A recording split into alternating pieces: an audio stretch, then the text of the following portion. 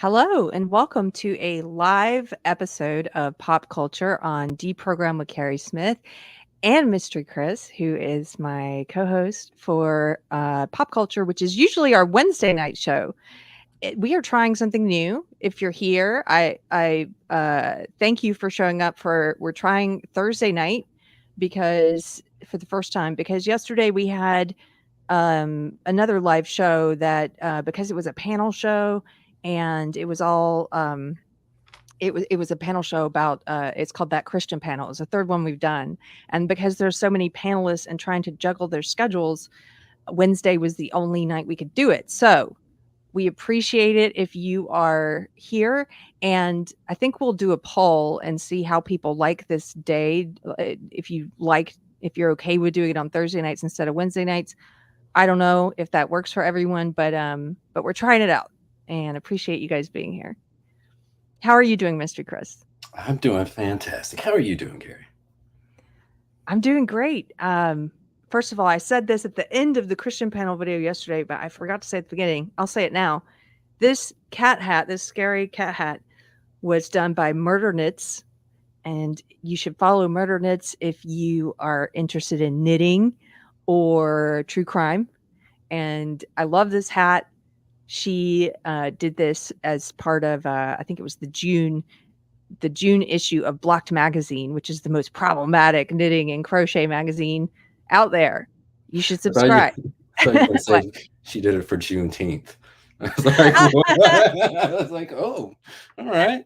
Oh, it was not for Juneteenth. It was for the June issue of Blocked Mag, and they did a whole spread where the different knitters did their version of the cat hat. They're reclaiming the cat hat, and this was one of a few that I was sent to. They let me. They were like, "Can you wear these for the issue of the magazine?" I said, "Absolutely." So I got some cool hats, and this is the Murder Knits one. I think it's really appropriate for this time of year. So thank you, Murder Knits. How else am I doing? I am traveling tomorrow, so I don't think we're going to do a kerfuffle break. So I'll just say that now because I think it's going to be too hectic trying to do everything tomorrow that needs to be done while traveling. But we'll be back on Monday at our regular time at 1:00 Central. So there you go. That's it. That's all the announcements. I got to see you yesterday. That's true. Or the day before. And whatever. It all blends together. Yeah, my sense of time is a little off. And you're gonna be dog sitting Mr. Tiger Garcia for us. So thank you. Yeah. I'm wondering how that's gonna go. It should be interesting.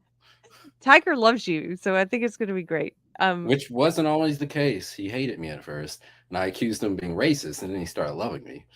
This is true. Mr. Chris did accuse him of being racist, and he did bark at you. He was really suspicious of you for a long time. But you know what? There was only one person who's ever come to our house who he didn't bark at all. I told you about this, right? No. We had this new old house we're renovating blessed by a priest before we moved in. And he came to our house, and he was a black priest, and Tiger didn't bark at him. It was weird. He barks at everyone that comes to the door. Even if he knows them, he'll bark to let us know somebody's there. He didn't bark at the priest. I think it's because he's Catholic. Or do we all have demons attached to us that you can see? Everyone except the priest. Yes. Yeah. So anyway. Okay, tonight we've been doing spooky episodes of Pop Culture for the month of October. Last week we did true crime, which is going to end up being our one part of a series because we ran out of time. There's so much we wanted to talk about. So if you haven't been able to see that, go check it out. The true crime one, it ended up being about women who've committed atrocious crimes. And this week we are talking about Goth, the history of Goth, the subculture, and how Goth had an impact on society and culture, and how it's changed over the years. And so if you are a fan of goth, I know there's some goth people in the chat. We appreciate you being here. Feel free to correct us on anything we get wrong or anything we leave out. Let us know, because as a lot of these topics, we do deep dives, and I know there's people in the chat who have more expertise than we do. So we're happy you're I love goth. here. I've listened to goth for a very long time. I'm not a goth. I don't know any goths, but I love this genre of music, and I'm so excited to talk about it tonight and do a deep dive into this culture. So let me just read this, because one of our mods is here. Pirate Tomsky. Give it up for Pirate Tomsky. £5 in the chat. Thank you, sir, for the super chat. He says, I'm always suspicious of Mystery Chris because he didn't like Deadwood. Hiss. I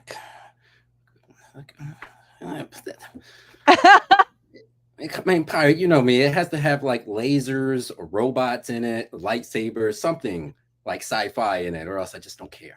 Like a steampunk Yeah, it's gotta have westerns. something in it.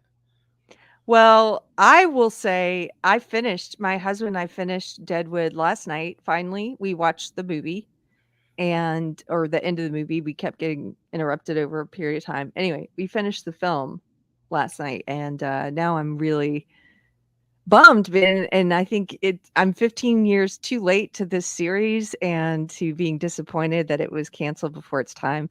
But I appreciate the recommendation, Pirate Tomsky, because when I know you were recommending it for a long time, and we finally watched it. I loved it. I wish it was still on. I just thought the acting, the writing, the sense of humor, everything. There were so many great things about it. So if you But yet, haven't Keri seen it, won't watch Star Trek, even though I've tried to get her to watch Star Trek. I've tried to watch Star Trek. Which ones? You probably started on some bad episode or something. You showed me a little bit of Voyager. Star Trek. Yeah, I showed you good stuff. You didn't like that? It was okay. We'll try again. I showed her the Deep Space Nine episode, Trials and Tribulations. That's the one where they go back in time, where and they see Captain Kirk, and they got the tribbles in it. That's a fun episode. I like some of the old Star Trek. I know about the Tribbles. I like that clip. I just don't think I could sit down and watch it every week or any. Yeah, sorry about that. We'll try it again. And thank you, GJJ, for the $5 super chat. Keri and Chris have to sing Sisters of Mercy song. Have to sing a I Sisters love song. the Sisters of Mercy. We're talking about them later. It's one of my favorite groups. Okay, so tell me, since you said you love goth, but you're not a goth, what does that mean that you love goth? What does that mean? I love the irony of the entire movement, because there's irony on multiple levels. Like the irony of a bunch of people dressed up in kind of dark attire, almost like they're attending a funeral. Like there's something very theatric about that, and you pair that with this lyrics that are sometimes sad, sometimes happy, a lot of times nihilistic, but you pair that with dancing, because a lot of goth music is kind of danceable, and so there's this weird irony that exists that I think is pretty obvious to a lot of people who are in that culture. But of course, there's also the other unintentional irony. You know, many, not all, but many people will have a strong disdain for trendy culture, mainstream culture, and the mass and consumerism, but yet they subscribe to a culture where there's still a hierarchy in that, one in which people can climb based on how faithful they are to that the core values of that culture. You know, do they dress properly? Do they know all the bands? Are they listening to the proper bands and not listening to fake, quote unquote, fake goth bands or whatever? Like, there's a lot of elitism in there, and I think there's a lot of similarities between this and so many other subcultures. You know, even nerddom.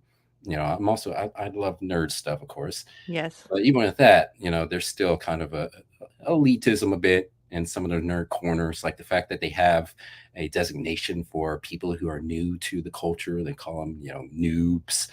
It's also said with such disdain, like, oh, can't believe those noobs. And so the same thing could be said, you know, with goth, and they look at people who are quote unquote posers or mall goths or baby bats, you know, all these terminologies kind of Baby separate. bats. Yeah, that's a term. Kind of separate them from the more traditional trad goths. I like that term, trad goths, or the elder goths.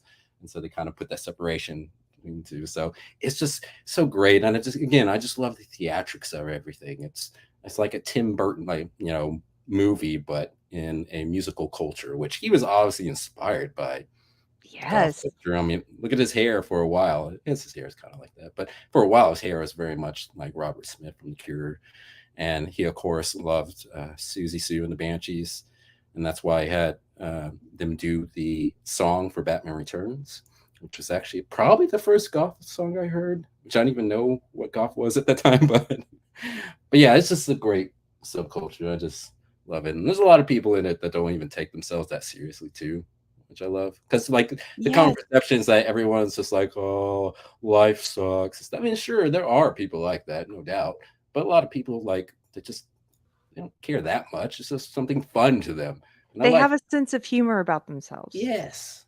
Yes.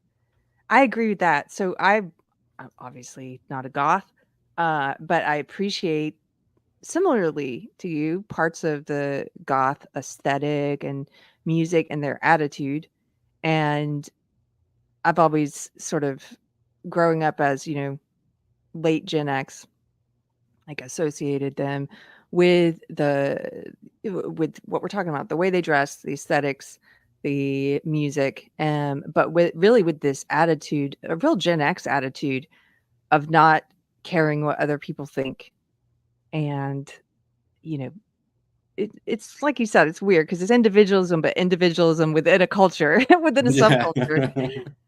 But it's this sort of, even with themselves, I think they've always exhibited, even within their subculture, a good sense of humor and poking fun of themselves and how oddball they are perceived by others who are Hmm. not in that subculture. And I like that healthy sense of self-deprecating humor is great.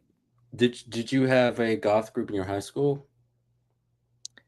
Mm, no, not really, Really? because I was trying to think back. No, we had, because I went to my last 2 years of high school. I went to a science and math school. It was a boarding school. Oh yeah. Well, there's not going to Uh, be in there. huh? It's not going to be any goths in there. There's not going to be. Yeah, there weren't really any goths there. I mean, there are a lot of different subcultures of weirdos that are, me included, at the science and math school. But yeah, not really goth. I don't think they would want to go to any club that would have them, any school that would like was a public school, because you know it was a state funded school, but it was, I don't think they would want to be a part of anything that would accept them and recruit them, other than goth Yeah. culture.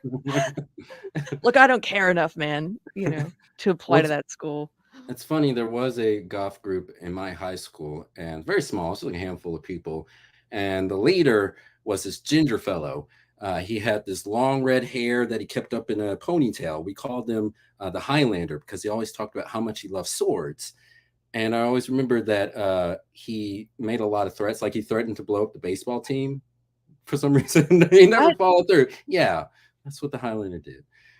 But he also had a beautiful girlfriend who wasn't goth. She had like these pretty dresses she'd wear every day and a flower in her hair. No one could understand what she saw in this dude. She was really cute. But this nerd was like constantly with her, and he was very arrogant. And that's why we kind of made fun of him behind his back. Kind of wonder what he's doing these days. Yeah, you should look him up and see what's going on with him. Uh, Kevin says, "What high school?" It was a Texas high school. That's where you're from, Yep, Houston, Texas. Houston, Texas. Uh, just a couple more things in the chat. Pirate Tomsky, thank you for the 2 pounds. He's calling you out for not watching Deadwood. You're sus, sir. Sus. No. I wish I could do pirate's accent. My husband can do it. He can do a good Robots. approximation. Need. I can't do it. Your average Patriot nerd for $2. Well, now I'm being called out. Keri doesn't Thank like you. Star Trek. I know. Not one of Thank you, us. sir. I appreciate it. I just have an appreciation with some distance from it. How about that? We're gonna have to get that close Like that gap. goth. Yeah. Like goth. I'm not part of goth, but I appreciate it. Pirate Tomskis also gifted 5 memberships. Thank you so much, sir. So you guys Give it up for Pirate Tomsky in the chat. We appreciate it. Okay, let's get into the history of goth, the birthplace of goth. So there's someone in the chat, Helena Blataski. I almost called you Bataski. I almost thought you had a bat goth name that had bat in it. Helena says goth was created in the 70s. The birthplace was a London club called the Batcave. Well, the first term, or the first time goth was used in connotation with music, was a journalist labeled the Doors as a goth band, even though they're not goth, but he just thought the sound kind of sounded gothic, whatever that meant to him at that time. And it didn't really get use until maybe late 70s, early 80s, probably with Bauhaus. It's probably the first goth band, but preceding them was post-punk bands like Joy Division, which we'll talk about these bands later. But a lot of these post-punk bands who were either punk bands that became post-punk or they were inspired by post-punk. Like a lot of those post-punk bands were inspired by the Sex Pistols. And so when they started doing post-punk, they kind of took a lot of punk elements, but they kind of mellowed it out a bit, made it a little bit darker. You had a lot of male vocalists like Ian Curtis who had deeper baritone voices. They incorporated some darker elements like Bauhaus was inspired by old horror films. Like the first song they came up with was Bela Lugosi is Dead, which they recorded in 9 minutes, or excuse me, it was a 9-minute long song. That was the very first song they recorded, and they recorded it all in one take, which is quite impressive. But we'll talk a little bit about those bands in a little bit. But yeah, it kind of started that late 70s, and then as it went into the 80s, started to become a little bit more theatrical, where the attire moved from kind of punk fashion, where they kind of took the traditional punk fashion, but just darkened it a bit, to something that was a little bit more unique, where they started taking old Victorian and Edwardian clothing and attire and just using black versions of those and corsets and all sorts of things. And so it just grew into that.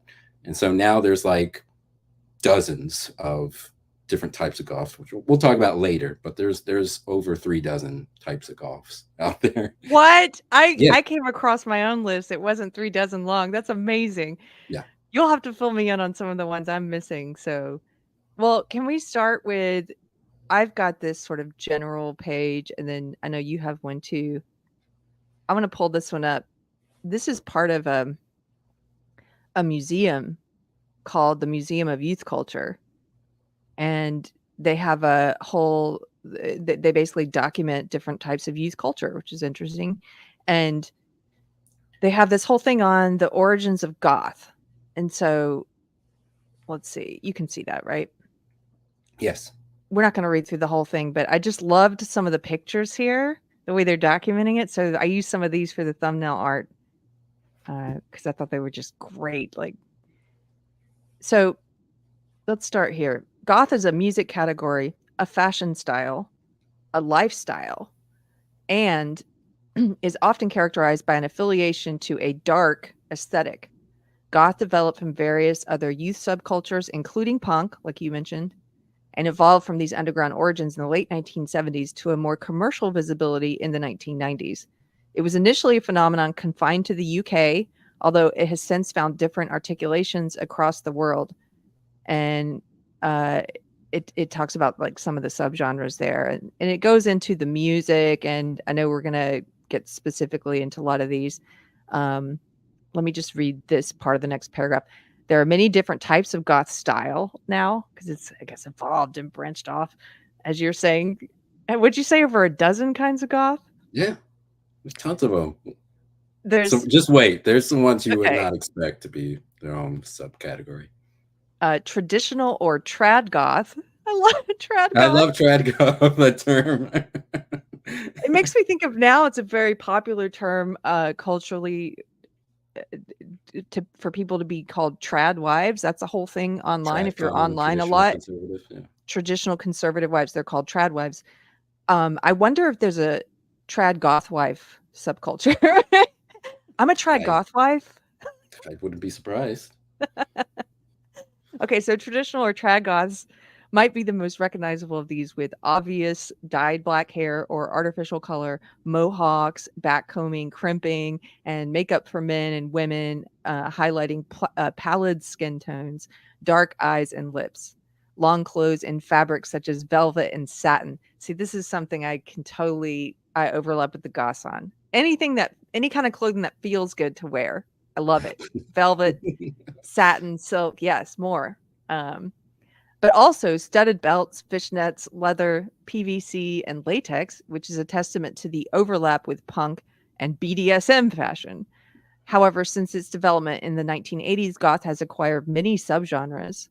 One of the most tenacious of these is cyber goth, where the literary genre of cyberpunk is influential, drawing on more futuristic themes popularized by authors like William Gibson and Philip K. Dick. And then it goes more into the music and stuff.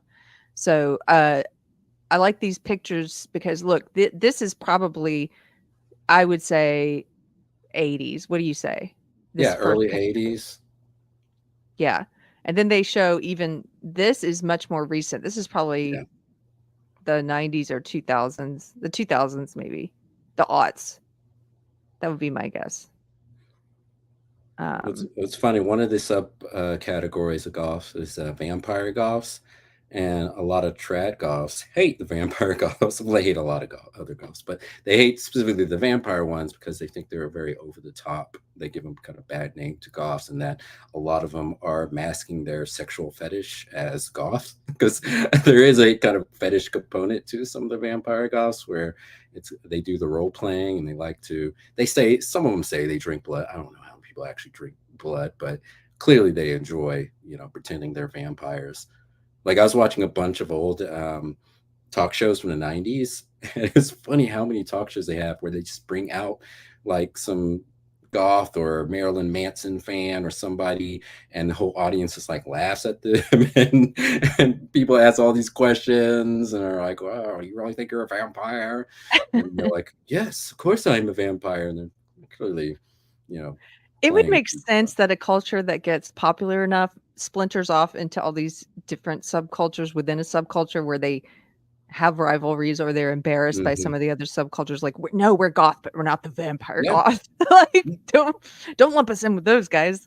Well, the whole Um, appeal of the goth thing was that it was this kind of sub culture that dealt with this taboo subject, and that people had a kind of disdain. They looked down upon it, and they kind of felt cutting edge culture, very avant garde. But when that starts to become mainstream, people have to kind of find ways to keep feeling like they're in this kind of um, counterculture movement. And so people start going into weirder and weirder directions. And you kind of see that with, social justice and all this other stuff. Like it's become yeah. mainstream and they got to keep pushing it. I mean, being gay isn't counterculture anymore. So now you got to do trans and you got to do all this other stuff. It just never stops. It also, since you're talking about the different kinds of counterculture today, I know we've made this point before, but I just want to drive it home again. At least during our time in Gen X, when people were part of different subcultures or moved in and out of them as youth, like I know there are people who were goth and are still goth, but there were some people who were goth in school, they're not goth anymore, that kind of thing. At least it wasn't, for the most part, permanently altering their body, their biology, their, like it is today. You could be goth or emo, and it could be a phase, and it was aesthetics, and it was hair dye, but it wasn't surgical and medical interventions on your body as a young person. So I think a lot of the different subcultures kids today are they're finding a way to feel like they're part of an outsider group, a kind of belonging in these different subcultures that are not, um, they're not the same. There's something different going on. So anyway, just wanted to make that point. Remember when we were young, how much crap a lot of people said about goth culture, especially, trying to attribute mass shootings and things like that to them. And it was like, this sort of, oh, they're Satanists or they're occultists or they're, uh, just disparaging them, I would say, in the public square. Um, it now looking back, it's sort of I think is more apparent how harmless the subculture was compared to a lot of things happening today. So I know compared to today, it's like, yeah, back then a lot of men wore makeup, but they didn't think they were actually women. I mean, today, it's a little different. yeah. Just wanted to say hi to Nick Weiser, who's in the chat. Hello, 32 Flavors and Nick Weiser. You know, I would imagine you know a lot about goth because you know a lot about music, and he says Liberty Spikes are making a big way due to bands like Mudvayne and the whole new metal phase. He was saying that picture that we showed was probably the 2000s, yeah. Yeah, there's a lot of crossover with, new metal and later emo, all this other stuff that kind of borrowed goth aesthetic a bit, but I would not classify as goth. If you wanna join us, by the way, Nick, no pressure, but, I dropped you a link on Twitter if you're still around. Okay. What should we show next? Do we get Let's into play some of the clip. We play clip. do it. Let's do something fun. Are we gonna do the Uh, talk show one? yeah, play this one. So this is probably one of the first times they had goths on a talk show. This is from the 80s. I believe it's an Irish television show. And I queued it up at the part that I think is most interesting. Maybe watch a minute or so of it. Okay, so I'm not sure if I have it queued up in the right place. Is it at 35 seconds? Let's see, let me make sure you're at the right. Do you have the Oh, the intro and then 7:13. the 1983 one? Yeah. Yeah, 7:13. Or yeah. So the intro first. Oh Okay, yeah, sorry. Yeah, show a little bit of intro and then skip to 7:13.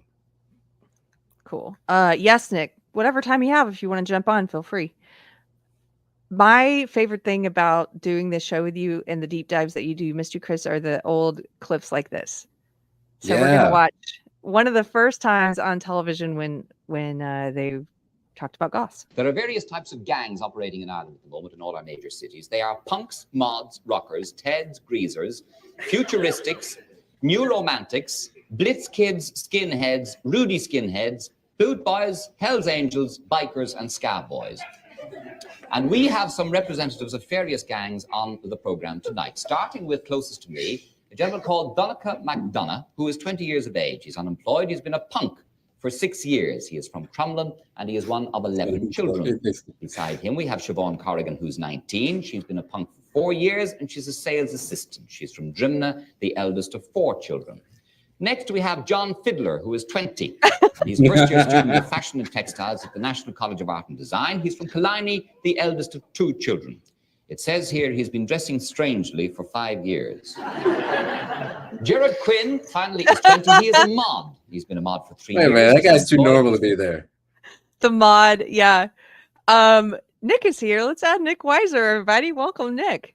Hi, what's up, Keri? Chris, nice to meet you, Chris. You as well. What's up, chat? Yeah, this obviously, luckily I happened to be off. We ended our show on Midnight's Edge after dark a little early. I'm like, oh, hey, this is going on. I might as well listen in. Now, lo and behold, I'm part of it for the time being. So thanks for inviting me. Yeah, I know you only have a little bit of time, but of course you know a lot about goth culture, right?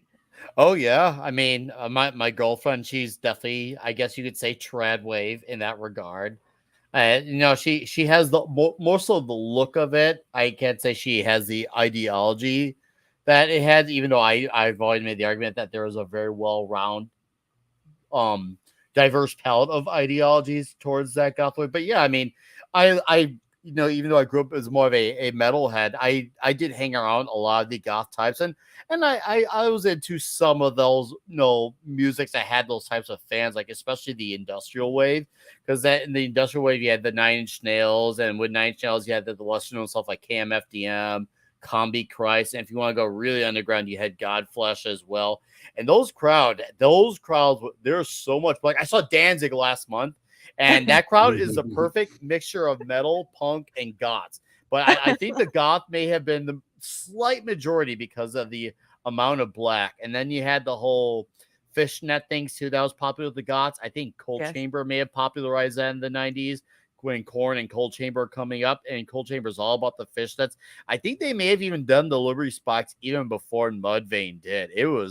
I had a lot of friends from that wave, and they were all good people, and they were definitely generally all misunderstood people. And this was literal misunderstood, not the like super villain who's misunderstood and actually who's actually bad, but they need to try to rationalize. These were genuine people who had their own individual personalities, who were at the time for 7th graders, 8th graders, 9th graders. They're all really informed teenagers, as formed as you could be at that time. And I remember having conversations with them because a lot of people didn't give those kids the time of day. So I decided to give those kids the time of day. And sometimes I bonded with them through pizza. Sometimes I would bond with them trying to understand what they were into. And yeah, most of them were just normal people, really. They just happened to dress vastly different. And then, of course, you had the ones who just wanted to be like Wednesday and stay quiet and keep to themselves and be cryptic all the time. What did you like about, because we started the show by talking about, neither of us were part of the goth subculture, but have an appreciation for them and kind of what we thought they were about. Like, what did you like, or what do you like about goth? Well, I besides the obvious color black, I just really like the personality of people, especially from that time. A lot of those people were all truly individual people, and they really all were people who, to the outside, they didn't look like smart people. But I remember a lot of the sharpest people I met were goth people. They were really, and they knew that culture well. A lot of people who were into it, they were into it. They knew like who H.R. Geiger was, who's a very popular artist amongst goths. And yeah, they were very a very informed type. I loved how informed that crowd was. So I really liked being able to talk to them. There were a lot of them were more approachable than they appeared too. So I really like the community aspect of it. They're a very cool bunch, at least from my personal experience. I thought a lot of the role play. It's not much of that stuff. It's stuff that I would wear because I was never hit. I did Liberty Spikes once and I shaved my head after. Never doing that again. That's where it's like you use beeswax. Yeah, it's where you use giant spikes. A lot of them use beeswax. I remember beeswax is like, it's like gel on roids, except it's a lot harder to get off your hair. And it'll test your patience. It will test your patience. I remember I did that once and I never did it again. You're like, that's enough. No, yeah, that was it.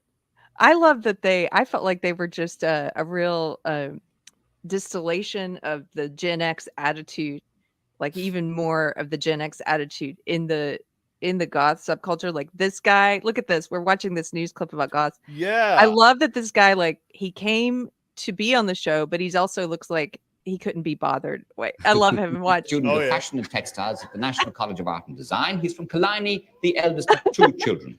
It says here he's been dressing strangely for 5 years. Gerard Quinn finally is 20. He is a mod. He's been a mod for 3 years. He's unemployed. He's from Fatima Mansion. And there are 16 children. Are mods part of goth? Not that I recall. I mean, granted, I know I was in a bit of a smaller town that kind of more so exploded in recent years. At the time, there's probably, I don't remember any mod type of thing. But to be fair, I was in a suburb of Chicago, not Chicago. So maybe there was, and I just may have missed it. So I can't rule it out. Oh, I see. Yeah, people in chat are saying no, but look, No. this is a news clip from 1983 where they're talking about punks, goths, and mods. So they just put all three on. Okay. All alternative people, just all together. So do you want me to move on now, Mystery Chris? Go to the 713 because that's when the guy with the best hair. Yes. Okay. The Fashion and Textiles, National College of Art and Design from Killiney. 2 children in your family. What do you consider yourself to be, John? Well, I wouldn't call myself anything. I wouldn't put myself in any category at all. I'm just quite a normal person, really. Well, I mean, under the various categories that we have of punks, mods, rockers, teds, greasers, futuristics, new romantics, what would you be more inclined towards?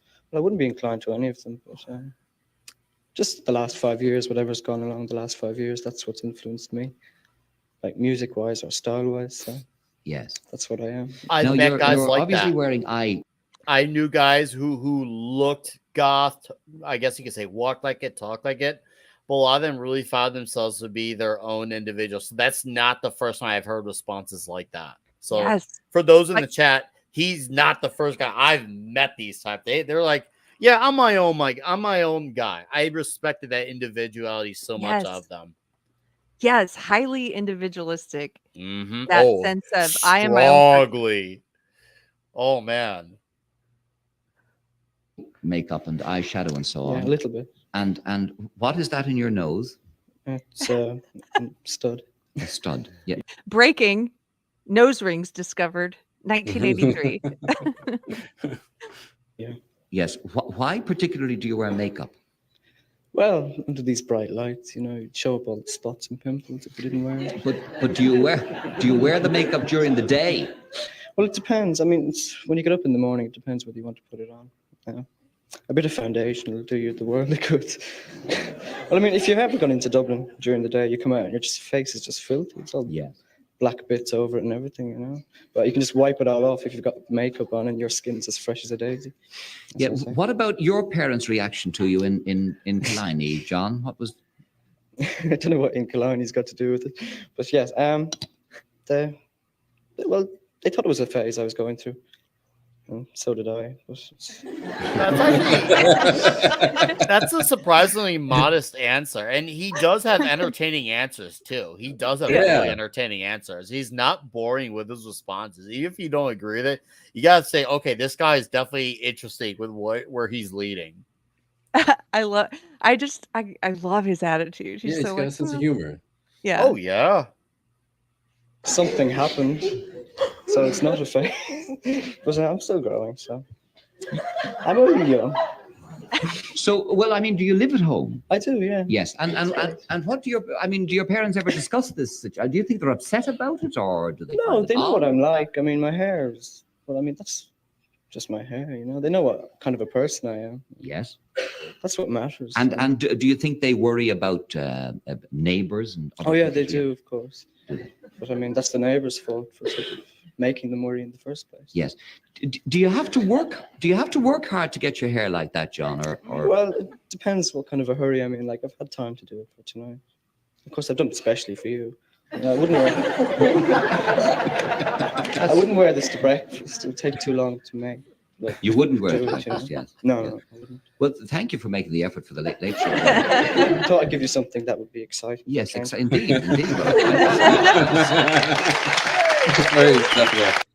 So that guy's name is John Fiddler, and he's no longer a goth. He actually works. He's a nurse. He works with Doctors Without Borders, and you can find videos of him on YouTube. He just looks like a normal middle-aged man. But I did find what is believed to be a response from him. I guess the internet found who he was. So he sent an email to somebody, and they posted it on Reddit. And in that next link underneath that, if you could bring that up, please, Keri, you can see what he has to say about this whole time in his life, which I guess was a phase, actually. It turned out it was a phase. Whatever. Okay, here he is. John Fiddler, 20, from Killiney. Is that how you say it? Killiney? Who was on the Late Killiney? Irish people are going to get mad at me. Killiney, yeah, is one of them. He was on the Late 39 years ago, wants a reunion back on the show.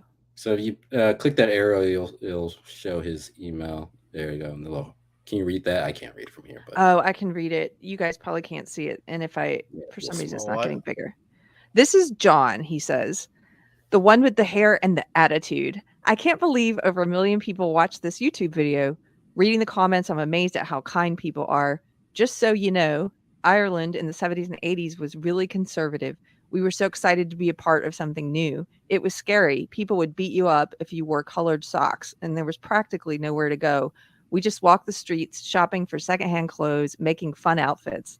But our excitement conquered our fear. I decided that if people were going to beat me up anyway, why not look wilder? My look might have protected me. Most other kids laughed at us. There was a lot of hate too, so there wasn't much going back. So I just dressed more wild. I knew that we were part of something amazing. Punk was just the beginning. Music kept transforming with amazing new groups and songs evolving, and we just went with it. I always wanted to be a good person, and being considered different, being spat at, gives you a unique look at what it might be like to be an outcast. It gives you another view of life and hopefully can contribute to you being a more compassionate adult as a result. Not always. We didn't have cell phones. We weren't allowed into pubs. We went backstage at every gig we could. We never gave it a second thought that we couldn't meet the Clash or any of the great punk groups backstage. That's what punks did, and we did it. We were also nervous that night. We didn't meet Gabe Byrne, the host, before the show, so we had no introduction, and he was a little condescending. You should also know that everyone in Ireland practically watched The Late Late Show because, as I said, Ireland was pretty dull with only a couple of TV channels. Anyway, we survived. Siobhan is still a good friend who lives in London. I'm in the middle of Central Africa working in a small hospital. Wow. Which sounds kind of outrageous, but it's true. I'm still pushing boundaries, I guess. I would still consider myself a punk at heart, and I hope I have lived my life in that manner. So be brave, cherish difference, be kind to people, challenge lies and bigotry, and be creative. And then he says, yeah, he would totally go on the show for a reunion. That's cool. I wonder what he looks like now. I would be very curious to see what he looks like now. If you, Keri, you can type in his name to YouTube and just type Doctors Without Borders, and a video should come up. Of him now? Sorry, I didn't put it in the yeah, it's him doing an interview. And yeah, like I said, he looks pretty normal. But it's interesting. Oh. Yeah. See him? Yeah. Still a punk or a goth at heart, but yeah, check this guy out. He definitely has a look like you could tell he was. I could definitely tell. You can sniff him out. Yep. Part of his hair still sticking up a little bit. When people have that question, they're always like, well, I'm a nurse practitioner. A nurse practitioner who has a more advanced training, and yeah, he looks, I mean, to me, I couldn't sniff him out. It looks totally normal to me. Normie. Okay. I put in, do you want to pull up the father of a goth? So I thought this was interesting. There's a brief snippet of an interview someone did with a father and his goth son. And I think the father's response is kind of interesting. Oh, let's see that. I'm curious to see what that's like. Is this the one called Batcave 1983? No, that's the dance one, I think. Okay. It's actually... Or maybe it is. I don't know. Okay, well, let me just show it to you. Yeah, it should be queued up at the right place. I think that's the right one, actually. Where is it? Okay, give me a second, guys, because it's got an ad. Stop ad. Oh, one of those things. Yeah. I don't recognize him, and I was repulsed by it. He'd been up in London about a fortnight, and he came home one day with his hair blonde and makeup all over his face, and he took one step in front of the door. I caught him by the throat, and I said, if you ever come home to us a bull, leave your makeup in London where you can wear it, but down here you just don't do that sort of thing. The youngsters up there, you live in a different type of world than we do. Simple as that. All right, you stop it. I don't watch this. Cool. Okay, what? Why does the dad look like he's wearing eyeliner? Yeah. Maybe the dad was secretly like that when he was younger. He's jealous. Yeah, he does. Now I can see what you're getting at, Chris, with that. Yeah, I can totally see it. Yeah. Dad in makeup tells son not to wear makeup in Ireland. You can't wear it like me. Oh, that's freaking funny. I swear. I love this old footage. Can I know we there's play just a little bit more of this? All right, just be careful with the music, of course. Oh, okay.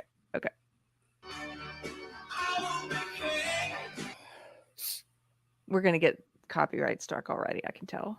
It's okay. It's okay. I get hit with it every week on Toxic Tuesday. It's almost like it's an expectation now. It's almost weird when it doesn't happen now. Now it's just a normal Tuesday for me. Just write Yeah. YouTube. Hey, what's going on? You guys don't want to copyright claim this? Yeah, what guys? I'm supposed to. It's 7 a.m. now. What's going on? Where's my email letting me know what I did wrong last night? I haven't been policed. We get so many, Nick, because we share clips and stuff all the time. So so we're in good company then. Yeah, This is really. Now. I love this because this is really what I think of when I think of what you were calling trad, or what the article was calling trad goth. Mm-hmm. I mean, this was it. The dyed black hair or dyed colored hair with black clothing, kind of Victorian. Yeah, pull up the one from 1989. So it's the street interviews they did with some goths. Watch just a little bit of this. Hold on. Should be the first. Yeah. The first one? Yeah, the Goth street interviews. Yeah, that one. So this one. Okay. Oh, Goth interviews. So I don't know. Is this Ireland? I can't remember which. I think it's England, but maybe Ireland. Paradise. No matter what the latest style in the shops is, there are always some kids who come up with their own look, and Grafton Street is their catwalk. At the moment, there are lots of different groups around. They call themselves names like Goths, Cureheads, Psychobillies, and they dress a certain way depending on the kind of music they like. We decided to check out some of these styles. This is like the the wildlife journalist. We're here in the wild, looking at Goths and Psychobillies. This should have been Steve Irwin before Steve Irwin. Yes. He's applying his lipstick in a sort of mating ritual. Let's see what they're like. Though they obviously stand out from the crowd in distinct little groups, some aren't too fond of labels. Are you a goth? No. Are you a purehead? Do you consider yourself a goth? No, I suppose other. This is what you were saying, Nick. Yep. Oh, I encountered a lot of this. I was not joking when I say I encountered this. Like I remember people who I could still even name by name who I knew who were like this back when I was in 6th grade. So this all comes back to me like it was yesterday. Are you goth? No. Are you goth? No. People would, but I don't. Like we just go for more kind of vampire sides of things. Oh, vampire as well. Is that it? I'm not. What are you? Nothing. Are you a goth? Are you a purehead? What do you call yourselves? Gothic. What does that mean? It's just the type of music we like and the way we dress and the makeup. Like it's the whole effect. We're called goths. Well, could you describe your look for me? Tell me, do you always dress like this? Yeah, it's just me on a normal day. Well, where did you get everything? Tell me about the clothes. This is my great aunt's cloak. I love it. This when I was in London. Christmas present and my mum's t-shirt. You want to look weirder than everybody The goth crowd. I suppose, yeah. Really quickly, the goth crowd also, like what we're seeing in this video, they were very good at improvising their looks. If there was a laundry shortage issue, no problem. They figured it out quick, no matter what. I feel like they did a lot of thrifting. Oh, and yeah. A lot of them have a great sense of style at mixing things together. Oh yeah, it was second nature for a lot of them. Like they would. It's like they'd have to like top each other. Who had the most outrageous thing? Whether it was the most outrageous skirt, the most outrageous shirt, the most outrageous hair, weirdest piercing at the time. It was always like it was a sport practically. It was sports, but for goths. You want to just look different. Your own look, really. When I was younger, like maybe 2 or 3 years ago, I would have been a cure head, But like, if you get more into it, like you want to be out of that because the cure heads now would be considered a bit of a joke. They're just teeny boppy. They're only following one band. Whereas we listen to all that kind of. You're right. It evolves, and more people get into it, and then it like, it splinters off. I'm not a cure head anymore because they got too popular. Yep. They got they changed the sound, got a little bit more popish. That's the equivalent of what happened when like a band like Metallica got big. Yes, where those fans were not just thrash metal fans, and you had fans who either went to the hard rock direction that made them mainstream, or you had the fans who went the other way, went heavier. So yeah. That's how this stuff always happens. History rhymes and repeats. Yes. music and all different things. What do you call yourselves? Your heads. Cure heads. What are they? Just things like the music, all the music you're into, like The Cure and stuff like that. Just you the way you dress. your hair. Right, and you listen only to one group? No. The Cure, The Smiths, B-52. And where did the look come from? Well, it's Robert Smith, the lead singer. He sort of dresses like this, and he wears lipstick and black eyeliner. And it's amazing just how much influence Robert Smith and Susie Sue had on goth, like just in terms of makeup, hair, fashion. Just them two in particular had a huge amount of influence for generations, even generations. I remember those looks going all the way into 2008, 2009. I remember being confused by those looks. I remember the first time I saw a skinny jean punk, and I was really confused. But to be fair, that's what I get for also being surrounded by a wave of the dudes who were always in remember the Janko jeans, where you could basically fit an entire body in those things. It seems like Chris might remember. Keri, look up. You could do an episode on this. What's it called? They're called Janko jeans. These. All right, I use the word huge a lot, but these jeans were huge. Like I said, you could. Yes, man. I remember these. that whole era of the fishnet shirts, the Janko jeans, the beeswax. You could do a whole other episode on that stuff. That you'd be summing up basically 93 through 02 with that. Wow, that some of those looks, man. But those jeans, I remember hating that look when I was a teenager. I remember I had friends who wore those. I hated it. I was just like, guys, what are you doing? And then the only pro I saw to any of it, and that was the only one I said to say, is you could fit your Sony Walkman in. That's it, nothing else. Because otherwise, if you wore regular jeans, the Walkman always fit halfway in your pocket. The Walkman is always halfway. It was like kind of awkward. Other than that, that's it. And there's looks like something the Little Rascals would wear, like they're standing on each other's shoulders, trying to be like a full-grown person. So they need like giant clothing that can cover all of them. That's what it looks like. It reminds me of. I always thought of these jeans as being associated with ravers. By the time we got to like the late 90s. Is that wrong? Maybe that was just my part of the South. I'd say there's some crossover, and to be fair, there could be crossover, because I've learned too, like there could also be different variations of how things are town to town.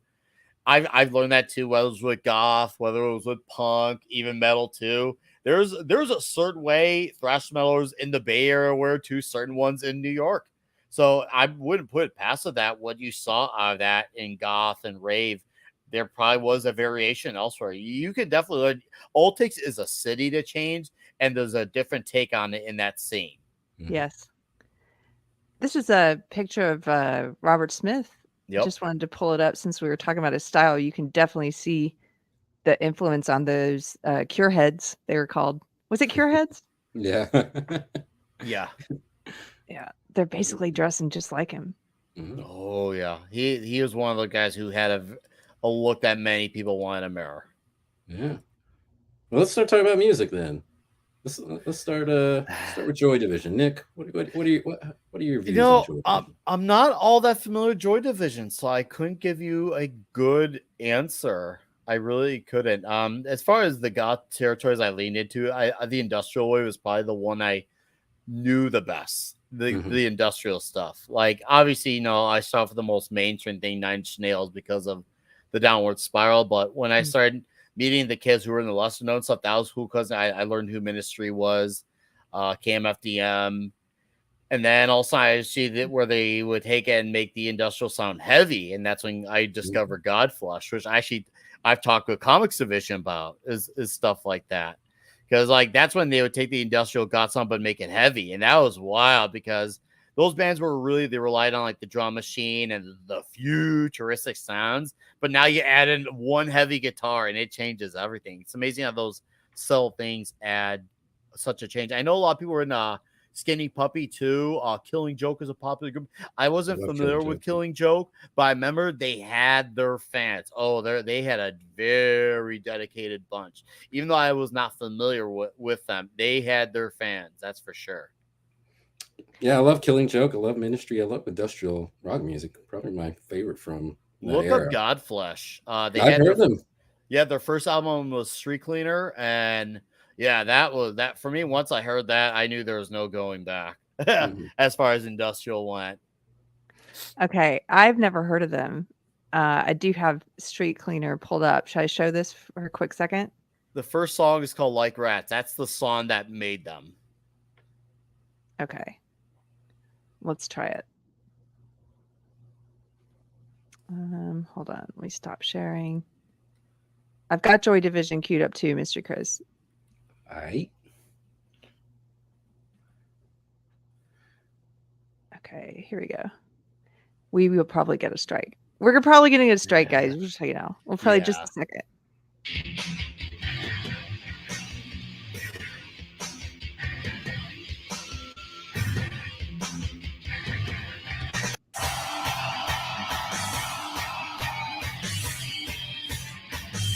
Okay, if I heard that, not knowing as much as you guys do, I would think metal. Is that not metal? Well, there's definitely, that's where the guitar added the metal influence. That's where you had the real big, that's why I call it, it was basically heavy industrial, because industrial really relied on all the staticky sounds, but then you brought in the heavy guitar, and that's really what elevated to the heavier side of things.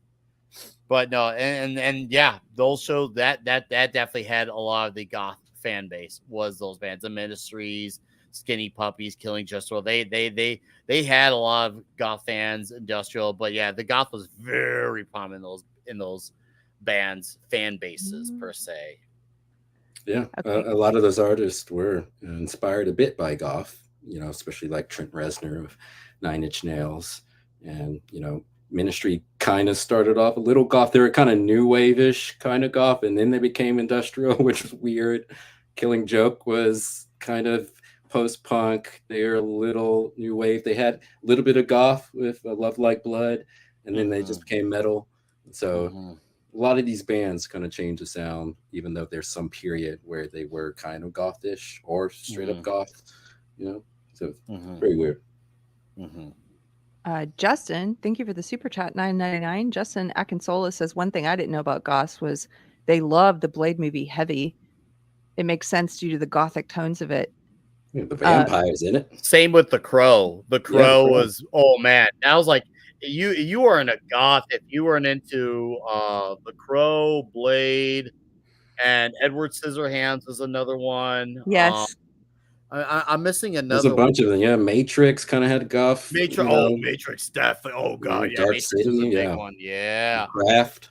Oh man, I know I'm missing another one. I'm missing a few, but yeah, there's definitely their flicks that were the big ones. But I think The Crow would be the most essential one, because every girl at that time was obsessed with Brandon Lee for a decade ago, which is funny because he was not a goth at all. But when you saw if that was your introduction to him in that movie, you could have swore he has won his whole life. It's one of my favorite movies, and a great soundtrack. One of my favorite soundtracks of all time. Yeah. That has Ernie Hudson was in that movie too. Ernie Hudson was in it too. Yeah, The Crow was fantastic.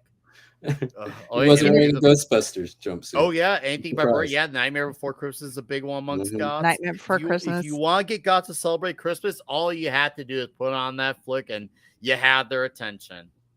Coraline too. I remember Coraline was definitely popular amongst that crowd. I think that was Tim Burton, or was that Neil Gaiman? I can't remember. Neil Gaiman. Yeah, Coraline. Absolutely. So let's listen to just a little bit of Joy Division. Then we're going to mute it. A few seconds. Then mute it. Yeah.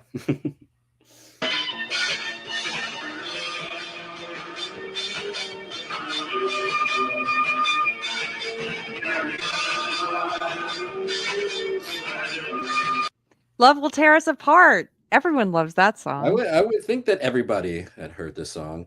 Very popular song. Really? I'll have to listen to it later. Yeah, I'm not lying. I'm not. No, hey, I'll admit if I own my 2,000 CDs. I would admit if I, hey, even if I hate it, I would admit it. I genuinely have not heard this. Oh, this song is so good, and it got covered many times from what I remember. But the original, yeah, everyone. You don't have to be goth to love this. Yeah. Okay, Nick, let us know what you think after you listen to Joy Division's "Level Tears Apart." I absolutely no. I will. Okay. I'm curious now. I'm very curious. You definitely made me curious. I'm sure if I bring it up to comics, he'll stay on top of me about it because half of his name came from being in the comic books and being a fan of Joy Division. So yeah, see, I didn't you know learned something. that. Yeah, Yeah. the more you know. All right, I have to go. Okay. But Keri, thanks for inviting me. Of This course. was short but awesome. And Chris, a pleasure to meet you. You as well. So, you guys all have a fantastic night. All right. Thank you. Thank you. Thank you. And you guys check out Nick Weiser. Thank you. All right, guys. Cool. Take care. Bye, Nick. I cut you off. What were you about to say about Joy Division? Oh, I was just explaining. So Joy Division, they were together for a short amount of time. They only had 2 CDs. Lead singer Ian Curtis, for those who don't know, he had I can't say epilepsy, really bad cases of it, and people suspect that's what contributed to his desire to end his own life, which unfortunately he did in 1980. And so because of that, the music's kind of taken on this kind of mythic status. And I've always liked Joy Division. I've never like been in love with them. Like, I know it's kind of blasphemous to say a little bit, but I've always thought they're a tad bit overrated, just a little bit. But because, like I said, when the music takes on such a mythic proportion, like it gets made out to be like even better than it was. And that's typically what happens with a lot of singers when they, take themselves out. Nirvana, and I love Nirvana, no doubt, but it got so huge after Kurt Cobain left this planet. So, but yeah, they were hugely influential in a lot of for a lot of musical bands. I don't know if you want to pull up that one clip of, you don't have to pull up the clip, but I found a clip of George Michael in the 80s talking about how much he loved Joy Division. Oh, yeah, let's listen to this. All the people you think, really, Joy Division? Well, they were influenced by the Sex Pistols. Mm-hmm. Joy Division was. And when they broke up, the remaining members found New Order, which I love New Order. Yeah, same. Okay, here we go. I love these old clips. Okay. George Michael talks about Joy Division. I actually really liked Joy Division, or particularly their second album, Closer. I thought Closer, the second side of Closer, is one of my favorite albums. It's just beautiful. I mean, like musically. 24 Hours sounds like. I can't remember. There was The Eternal and 24 Hours. It's just 4 tracks, which I don't even know the listing of, but they're just beautiful musically. I didn't actually see it. I thought their image, all the way through liking them, I thought their image was pretentious and contrived, and it did have very fascist elements to it. But I thought the music was great. I thought it was quite good the way they didn't harp on about the death, because that was like, I thought that was almost like them. It could almost have been engineered. It was like awful. It was the way that they were elevated after Ian Curtis's death was really sick. But it was to make it a commercial book. That's what people want to know, to be George, honest with you, I think that is a book for people who enjoy the idea of factory. The pictures weren't very good. Sorry, but to stop you there. Morrissey's on the stage too. Morrissey's on stage. That's awesome. Lindsay Garrett, thank you for the super chat for $2. Says Skinny Puppy, dig it. You can thank me later. Oh man, I wish Nick was here for that comment, because I think he's a fan of Skinny Puppy. I don't know much about them, but okay, we'll look it up. Do you know anything about them? Not much. No. I feel like that's in that area that I've just like never listened to. Are they goth? They're not goth, are they? Oh, industrial, which he's talking about. Okay. I think Skinny Puppy, the one with Devin Townsend. See the guitarist from them. You're asking someone who has no idea. Oh, well, I thought you were looking at it on screen. Like, oh wait, I was just looking at them on YouTube. Hold on, let me see. Yeah, I was like, wait, is he asking me? They were a Canadian electro-industrial band. That's how they're classified. Formed in Vancouver in the 1982, the group is among the founders of industrial rock and electro-industrial genres. They certainly have a goth-inspired look, Skinny Puppy. And who were you asking about being in the band? Evan Townsend, is he in there? I don't see him listed here. Someone in the chat, correct us. Somebody who knows who suggested them. Let us know in the chat. But I also have to say, look, Keri, you need Skinny Puppy and you're like, okay, we'll have to listen tonight. We'll have to. Pirate, our mod, has a bone to pick with us. He's in the chat. I got the wrong band. Strapping Lad. Oh, okay. I knew it was one of those 3-word bands. Pirate is saying Joy Division. I'm pissing him off because Joy Division was not goth. They were post-punk. Yes, they were post-punk though, which influenced and grew into, yes, in some ways, goth. That's where goth came from. Post-punk. Yeah, you can't have right? discussion of the origins of goth without talking about Joy Division, of course. You take it up with Mystery Chris. Pirate. Here's what Pirate says. Technically, Joy Division were on the edges of the mods and rockers back in the 80s. They were counterculture to that. Yes, but were they not considered by many to be post-punk, and didn't goth emerge from post-punk? Mm-hmm. And I just finished a book by Lowell Tolhurst, who is one of the original members of The Cure. He wrote about the history of goth, and he talks about being inspired by Joy Division and how devastated he was when he found out about what happened with Ian Curtis. But he includes them as one of the bands that influenced the creation of goth. So there. Okay, what other bands should we hit and be called wrong for? Who else do we have queued up? Real quick, we'll go them fast. Bauhaus. Pull up Bauhaus next. So, okay. Like I was saying earlier, Bauhaus in general, I know people will, disagree, but in general, people consider them the first goth band, particularly because of Bela Lugosi's Dead, which, like I mentioned earlier, was the first song they ever did. Very nice. It was 9 minutes long and recorded it all in one take, and it was very influential. Had very dark themes.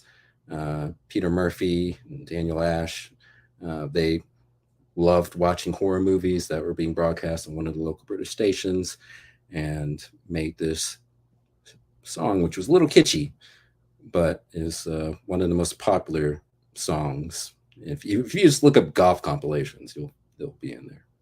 Bros and Bows. Bros and Bros says nobody can argue against this one. Okay, this is a news report from 1998. The Bauhaus cult, brimming with androgynous nightcrawlers, began assembling nearly 2 decades ago with the release of the band's best-known single, Bela Lugosi's Dead. Bela Lugosi's Dead. The romanticism of Bela Lugosi and all that lent itself to something that was in the air at the time. A romanticism. There's a beauty called in that goth. theme, though. There's a beauty. I'm not talking about the beauty of the dark or the evil. There's a beauty in the sensuality of the vampiric idea. You can stop it now. I just wanted to show a little bit of that for people who aren't familiar with Bauhaus. Cool. They're named after the German school, which we talked about on our architecture episode. If you remember that. There's a German design school called the Bauhaus School. The original name was Bauhaus 1919, which was the year of the creation of the Bauhaus School. I knew that name sounded familiar. What was that episode called? It was the What Happened to Architecture, I think. It's the architecture episode. Yes. Okay, let's see. Here, one quick comment from the chat. Bros and Bros says, I hate the new androgyny. One thing I'll say about what was called androgyny back then, now it seems like it's not, given where things are. I feel like you look at Robert Smith and you're like, clearly a man and masculine. Do you know what I mean? Compared to today. But one thing about people who played with what the wokies now call gender, who played with aesthetic, right?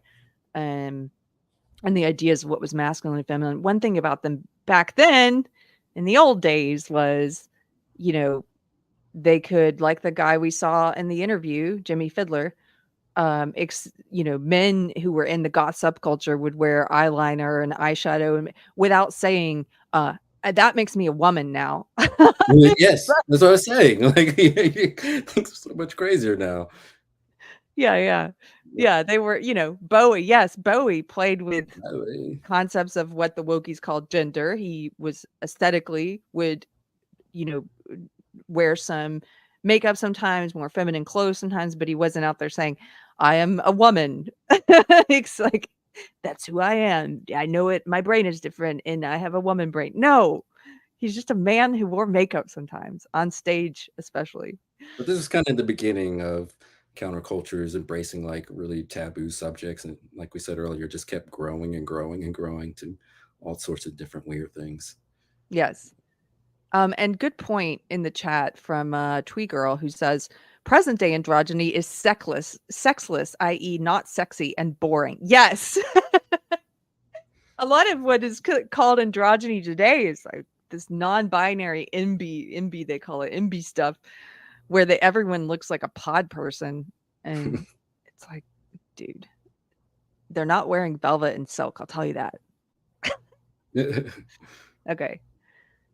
So this is The Cure. We would be remiss not to mention I play a little bit from The Cure. Probably going to get a strike, but this is just a little bit from an interview. Okay. Because I was trying to find stuff that didn't have a lot of music behind it. So I don't know why something on my YouTube settings is set up where this music video, St. Vincent's Los Angeles, comes up at the end of any video I play. That one comes up.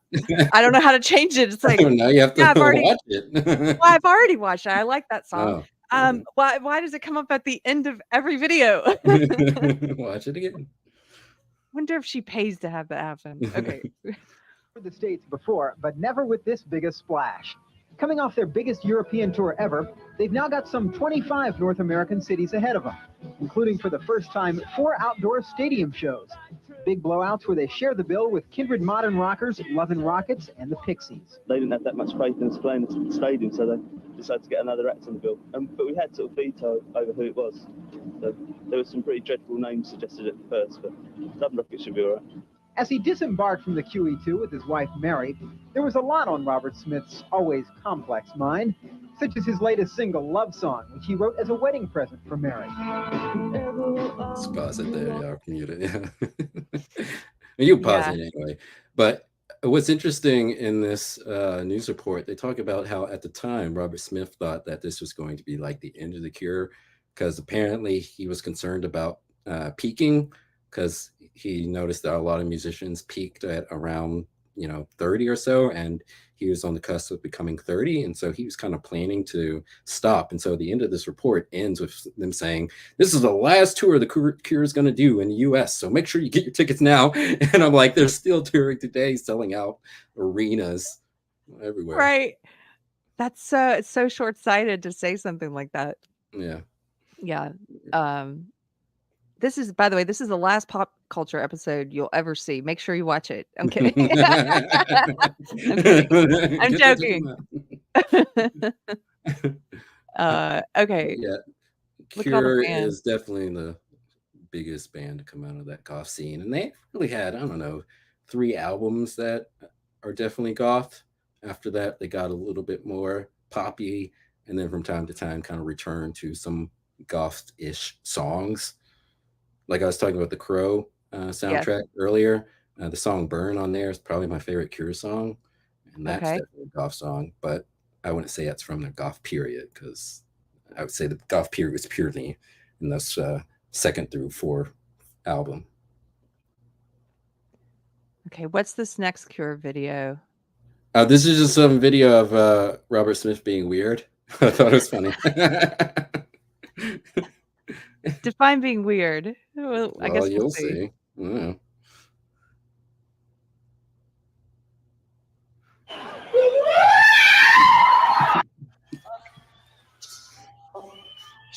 Charlotte sometimes. You're put now.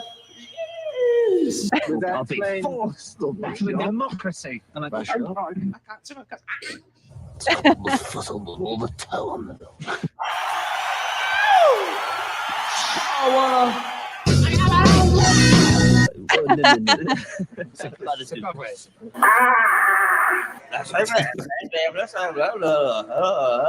I can't be like to do interviews all the time. We're stuck in the field and it's my birthday party. Shut up!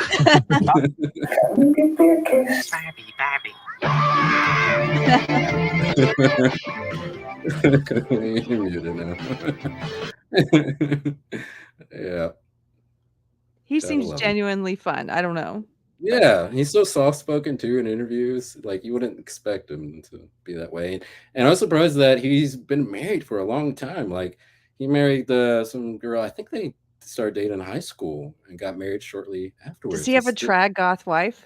I guess so. Yeah, he's still married to her. Wow. Hmm. Okay. Next up, we have. You want to set this band up while I pull it up? Which one are we talking about? Susie Sue and the Banshees. Yes, Susie Sue and the Banshees, or Susie and the Banshees. This was one of it's post-punk, but they definitely became goth. And like you said earlier, had a huge influence on the look and sound. A lot of artists were inspired by Susie, and this is one of my favorite bands as well. So let's play a little bit of this. Just a quick hello to Vermont Cheddar. Hello. One of our YouTube members says, "Hey, I was going to go to bed, but I wanted to stop in and say hey." Thank you for saying hello. Okay. Susie and the Banshees were born on a London stage at the start of the punk revolution. Future Sex Pistol Sid Vicious pounded the drums, while 19-year-old Susie Sue screamed an ungodly version of the Lord's Prayer. It was truly anarchy in the UK. We were the only group that literally got on stage without rehearsal or practice. Susie became the high priestess of punk, sporting Dracula makeup, peekaboo bras, and even the occasional Nazi armband. I suppose the image represents, in a way, a kind of rejection of a stereotype, the blonde, dumb cuteness that was sought after by most youth, especially female. Yeah, it's possible. But yeah, did you ever listen to Susie and the Banshees? Not a lot. No, not like The Cure or Joy Division. I mean, I recognize some of her songs when I hear them, but what about you? Yeah, like I was saying earlier, I think the first time I heard them was that Batman Returns soundtrack. And then years later, I started listening to the rest of their songs. But yeah, I love their songs. And they were together for a very long time. They were, of all those bands, like obviously The Cure was together longer, but they were together from like 76 to 96, I think, or 78 to 96. So. I mean, I like her goth aesthetic. I think she really aesthetically fits in. I don't know. The music is not, like I said, it's the kind of, like I've heard a few songs I know, but I wouldn't put it on and play it. Mm. I don't know. Well, it kind of took them a while to kind of write songs that had more of a structure, because there's a lot of songs are kind of all over the place in the first 3-4 albums or so. But towards the late 80s, then they start having some songs with structure, slightly a little bit more popish, and definitely I would say gothish still. And then in the early 90s, probably their biggest album was in 91, Superstition. And that one had a lot of more pop songs, but that one's still a very good album. I love that album. And you probably like songs from that one if you haven't heard Kiss Them For Me, you probably like that song. I should give it a listen. Yeah. Okay. Should I play more of that one, or is that enough? That's good. We're good with that one. And then the last band I have for the classic goth bands is my favorite band for the goths, one of my favorite bands overall, the Sisters of Mercy. I love Sisters of Mercy. So they formed in 1980, and they were together till, I guess, early 90s. That technically, Andrew Eldridge is the lead singer. He's still part of the band, but they recorded one album, and then they had a split, and the other members formed a different band called The Mission. But before they did that, they formed a band called The Sisterhood. And before they could release a song under that name, Andrew Eldridge decided to release music under that name to block them from using that name. which now, Wayne Hussey was the lead singer of The Mission, kind of admits like, yeah, we're kind of being dicks. So, I mean, I don't blame Andrew for it. Let's take a listen. Oh, wait, I've got it muted from before. Hold on. Some people who are happy, they seem to me like people who don't want anything anymore. People that don't want anything really frighten me. And that was originally an offshoot of Gothic. And the band that started it all was the Sisters of Mercy, and they're under the 120 X-ray after this. I'm Patricia Morrison. And I'm Andrew Eldridge, and we are the Sisters of Mercy. And you're watching 120 Minutes on MTV. Look at the hair.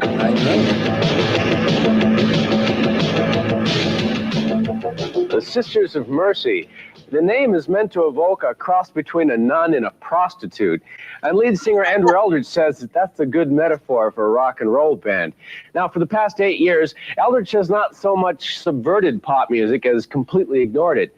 And in doing so, he inspired the Gothic movement. And more importantly, his music created a sense of primal awe that the 20th century has virtually extinguished. Eldridge despises progress in a song called Black Planet, and that in itself has become a timeless theme. Black Planet's always there. There are a few songs which... The audio on that interview is terrible. What'd you say? The audio on that interview is terrible. You can stop. It's terrible, yeah. Surprised they even aired this. Come on, MTV.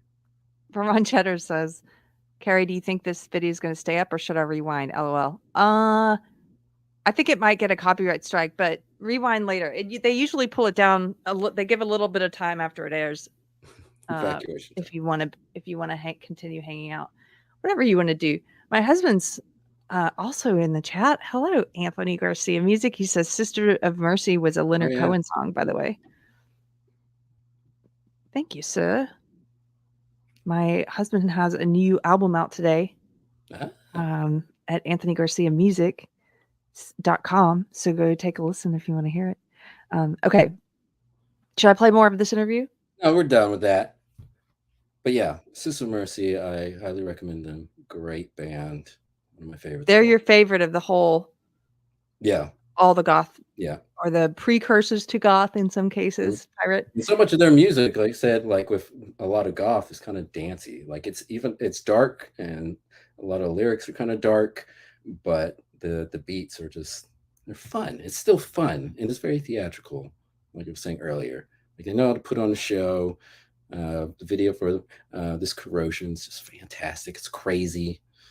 That woman you said with the wild hair, Andrew Eldridge basically only hired her because of her look. Like she can't really play bass, but she had the look. She had the right look. Yeah, that accounts for a lot in terms of being able to reach a wider audience. A lot of people maybe don't pay as much attention to the music as they do sometimes the style of the people on stage. Sometimes that happens. So Tiger just wanted to say hi to you. He came over here and cried. Hi, Tiger. I think he wanted to say hi to you since you guys are going to be roommates soon. I'm going to dye his hair black. You come back. Give him a mohawk. Give him a mohawk. Okay. So go ahead. Well, I noticed you have Marilyn Manson and some other bands on here. Sorry, you go ahead. Oh, no, I only put those question mark because Marilyn Manson I don't consider to be goth, but I know he was inspired a bit by it, and certainly his look and the look of some of the fans stuff they were wearing. But I don't consider him a goth. He was just one of the groups that came afterwards, or artists that came afterwards, the goth that kind of had the spirit and was way more shocking. Like he went out his way to offend people, and that's something a lot of goths, like trad goths, hated because they called a lot of the fans of Marilyn Manson spooky kids, the type of kids that are trying to be so offensive and outrageous, and they just come off as very annoying. And so a lot of goths look down on those types. But aesthetically, there's no way his style, at least, wasn't influenced by goth culture. Yeah. Yeah. I think it's funny that the different types of goths, as we've mentioned, have kind of like, no, I don't want to be associated with him. It's just Robert Smith. So can we talk about some of the different kinds of goths now, or? Yeah, do you want to bring up that, or what? Do you have a link? I have the link on the fashions, but if you want to bring up any other links, you can. Cool. Let me pull up one of the ones I have. Okay. So this is, wow, that's tiny writing. Let me try to make this bigger. This is from a website called occultpatchespens.co.uk. They have a very in-depth sort of encyclopedic piece on goths, what makes up the aesthetics. If you scroll all the way up at the top, like everything from like, what is goth culture? That's the name of this article. And this is from August of this year. And let me just read to you, and then I'll scroll down to the different types they list. But they also try to define what is goth, like the first link that we looked at. They say goth culture, emerging from post-punk's shadows in the late 1970s, weaves music, literature, and aesthetics into a tapestry of dark beauty and introspection. With haunting melodies, melancholic lyrics, and unique fashion choices, goth culture celebrates individuality. That's what we were talking about with those kids all saying, no, I'm not goth. I'm an individual. It celebrates individuality and a fascination with the enigmatic. From the words of Edgar Allan Poe and the dark illustrations of Edward Gorey to the sounds of The Cure and Bauhaus, it's a subculture that embraces the unconventional, inviting us to explore our depths and find beauty in the shadows. And so they have, like I said, a really detailed sort of breakdown of what they consider to be goth culture. Listen to this. This is exactly why all those kids being interviewed in 1989 on the street were saying, no, I'm not goth. It says the goth scene is all about a distinct style and way of thinking. People in the goth community have their own unique fashion choices, like wearing black clothes and dark makeup. What's funny about that, though, of course, is it's unique when compared to the culture at large, but within the subculture, they're all doing it. like it's unique, but that's compared to the culture at large.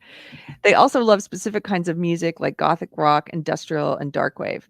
Goths express themselves as individuals. Again, I would argue as individuals compared to, and they think of themselves that way, and they do have a highly a well-developed sense of distrust of authority and convention, I think. But within the subculture, I don't know if they're as individualistic as they think. They're still forming. It's like South Park did the Goth kids, and when the kids was talking about how he doesn't conform, but he does conform to the conformity within that subculture, but then he disagrees with one of them, which means he's not a conformer anymore, so therefore he still is goth. Like it's like this keeps going back and forth from ways of rationalizing his decisions. Pretty funny though. Yes. It says they don't often follow the popular trends and they like to stand out from the crowd. They are into deep emotions and thinking and often showing care to the world and people around them by caring for their environment and choosing a vegan diet, for example. Goths usually enjoy art, books, and music that explore dark and mysterious themes. See, this is the thing about talking about a subculture that's about individualism is, of course, you can't talk about what goth is. If it weren't a subculture where there are common characteristics of everybody in it, where they are conforming to certain things, you couldn't even define it.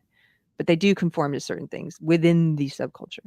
The fashion style is usually dark or black clothing and vintage inspired with lace, corsets, and of course, gothic accessories. They also love literature and poetry that's about mysterious and spooky things.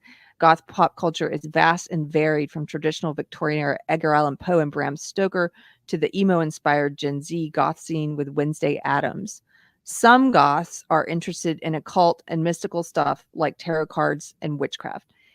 I highlighted that because I have another article pulled out to discuss later, because I have noticed, and I know they often got tarred with this, but in the 80s and 90s, we would often hear that they're all Satanists and they're all into the occult or they're all into witchcraft. And I don't think that's true. Obviously, they're not all into, goth is all it's an aesthetic, like we talked about. So there could be goth Christians or, goth agnostics or what have you. But I do believe that in the interest of dispelling that stereotype that they were all into a cult and they're all into Satanism, stuff like that, I think that they went a little too far in trying to say that none of them are. That's not true. I do think there is a commonality. There is an overlap there to some degree of people who get into the dark aesthetic and then want to, have this interest in tarot cards and witchcraft and, the darker side of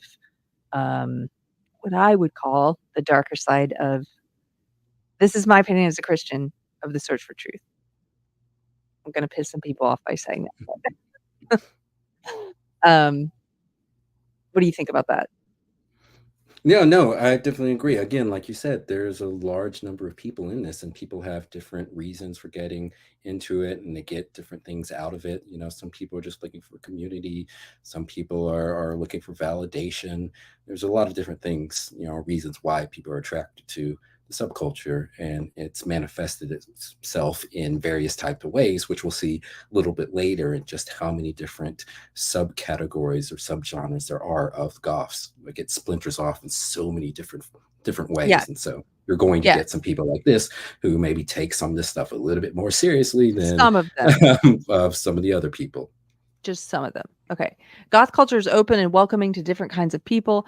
It's not just about how you look, but about how you feel and think. Goths often make their own clothes and accessories to show off their creativity. Although the limited color palette and non-mainstream nature of goth styles might seem restrictive, there's no limit to the inventiveness and imagination behind goth outfits. Let me scroll down a little bit, because they talk about, is it a music genre? Yes. They talk about some of the bands that we discussed. How has it evolved over the years? I might come back to that in a second, but they talk about literature. I wanted to get to some of the aesthetics associated with goth, and then the types of goth, and then I'll hand it back over to you to your article. I just like the aesthetics of, again, you couldn't describe what's common among a group unless they are conforming to some things that are common among the group. So what are some common symbols and aesthetics associated with goth? The color black, which is synonymous. The color black is synonymous with goth culture, symbolizing darkness, mystery, and rebellion. It's the foundation of goth fashion and often used as a canvas for other elements. Often associated with funeral attire, and an all-black outfit will strengthen your connection to death and the macabre. Crosses and crucifixes. These symbols, often inverted, represent a subversion of traditional religious imagery and can embody a sense of nonconformity and alternative spirituality. The reason for cross symbolism in goth culture is diverse, whether it's the connection with all things vampiric, referring to gothic foundations in classic literature, or simply because it looks cool. Pentagram, the 5-pointed star. And we saw that on Susie Sue's outfit, I think, in one of the clips we looked at. She had the pentagram on there. A 5-pointed star within a circle. The pentagram is associated with various spiritual and mystical meanings, often used to express a connection to the occult and otherworldly realms. It can also be seen as a sign of protection or strength, and for a subculture that is often marginalized, I hate that they used that woke word here, or seen as outcasts. Just say that. They're often seen as outcasts. This could help pentagram wearers feel safe. The Ankh, an ancient Egyptian symbol, it signifies life and immortality. In goth culture, it can represent a fascination with the eternal and esoteric, as well as creating contrast as a symbol of lightness and light among the darkness and death. They talk a little bit about Neil Gaiman and David Bowie there. Bats. I don't know if we need to read all that, but come on. You said new goths are called baby bats, right? Yeah, new experience are ones that aren't fully invested in that lifestyle. Part-timers is another term they call it. Right. I wore my bat earrings tonight specifically for this. A little bit. Oh. Yeah. Cobwebs and spiders. Basically anything that we use that normies associate. I'm not that I'm a normie, but not a goth. Anyway, anything that a non-goth would associate with Halloween time, it's all the time. Bats, cobwebs, and spiders. Roses. While roses are often linked with romance in goth culture, they can also symbolize beauty amidst darkness and fragility within strength. Cemeteries and gravestones, representing mortality and a fascination with the afterlife. Cemetery imagery is frequently present in goth art and fashion. I know some goths who also love to take photos in cemeteries. It tells them here, please be mindful if you want to visit a cemetery. Victorian and Edwardian fashion. And this talks about the dramatic styles and makeup, like you mentioned, and lace, corsets, top hats, other elements. Dark makeup, dark eyeliner. We talked about that. Men wearing makeup. Susie Sue inspired graphic eye makeup. Macabre artwork featuring skulls, skeletons, and other morbid imagery. Spooky landscapes, occult symbols. So again, they mention things like pentagrams, the Ouroboros, a serpent eating its own tail, the all-seeing eye, which you sometimes see in goth aesthetics. Music influences, of course, literary references, and then here we go. So this is how they break it down, and then I want to see your list because I think there's more on it. This is what they say. These are the subcultures within goth, traditional goths, trad goths. Rooted in the origins of goth culture, they embrace the classic Victorian and romantic aesthetics. Their attire often includes elaborate lace, corsets, and period-inspired clothing, dark, elegant, and poetic. They draw inspiration from Gothic literature and architecture. Do you think that's true? That's not the way the other site defined trad goths. Yeah. I would say yes. Okay. Because I do think that the trad goths includes the Victorian, attire. I don't just define it by the punk, but darker version of it. So I would say yes. I thought the other one was basically talking about, black clothing, dyed black or dyed colored hair, but not necessarily the Victorian, this I would, well, let's continue. I'm probably wrong. I still say it's traditional, more romanticized, Traditional. but yeah, it's still science. Yeah. Cyber goths. If you're like me, I didn't know there was such a thing as cyber goths until this episode. Cyber goths, there's a picture there to give you reference point. I wouldn't have put these people, if I just saw this picture, I wouldn't have said goth. A very special video to show you about the cyber. Oh, you do? About cyber goths? Yeah, a little bit. Embracing a futuristic and cyberpunk vibe, the cybergoth aesthetic incorporates neon colors, PVC clothing, and cyber accessories. They often accessorize with neon hair extensions, goggles, and platform boots. This subculture seamlessly blends technology with darkness. Pioneers of the cybergoth movement are one of our favorite brands, Cyberdog. Oh, they're plugging their brand. Whose blacklight glowing window lit up the streets of Oldham Street in Manchester at Affleck's. So do you want to show me the cybergoth thing now? Okay, sure. If you scroll down on that list, if you go down towards the bottom, I see it. Yes. So this is a internet classic. This is one of the most popular videos on the internet. It's an old video of some lovely cybergoths just dancing. Just having a good time. This is called Cybergoth Dance Party. Wait, I've never seen this. Well, prepare yourself.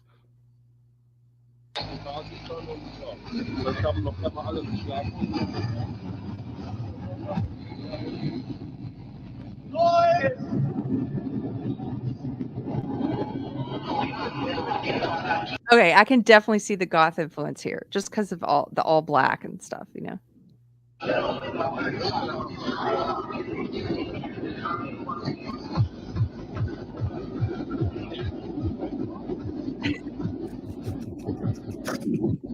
Are you laughing? No.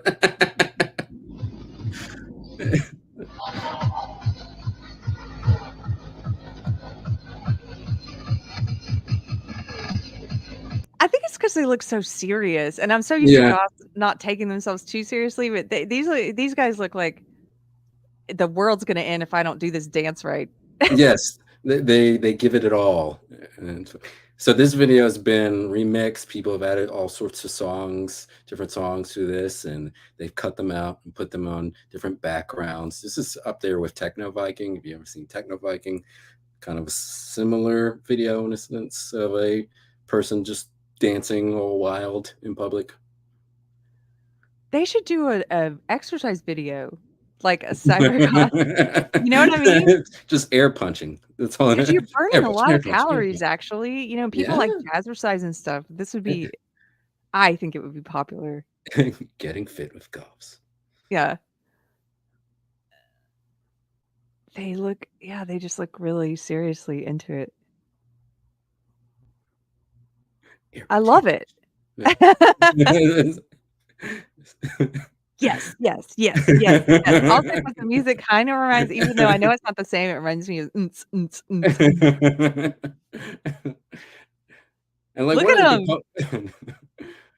But like one of the components that I think a lot of people use to define goth is that you have to listen to like traditional goth music, whether it be that goth music produced in the 80s or a new goth music that's being made in the same style or vein as what was made in the 80s. So a lot of people will say, even though they are wearing similar garb to goths, the fact that they're listening to this kind of electronic music would exclude them entirely from being considered goth. Interesting. So many subcultures within a subculture. Mm-hmm. Wow. Okay. Thank you for that. Yeah. Gonna be dancing like that. I'm going to return to my list. Okay. So romantic goths. Romantic goths. Can you see that? Yeah. Yep. Romantic goths are all about evoking a dreamy and ethereal atmosphere. This is kind of what I was thinking of when they did the description in this piece about trad goths, because I think of romantic goths more as the ones who are wearing the Victorian clothing and stuff. Mm-hmm. Romantic goths are all about evoking a dreamy and ethereal atmosphere. They favor flowing dresses, lace, and softer colors. Their style leans towards a fantasy-inspired look, drawing from literature, fairy tales, and mythology. Think of vampires, yes, thrills, petticoats, and velvet. Yes, velvet. Punk goths. They have a picture here as a helpful example. Combining the edginess of punk with the aesthetics of goth, punk goths embrace a rebellious spirit. Leather jackets, band patches, and combat boots are common elements of their style. They often incorporate elements of DIY culture and political activism.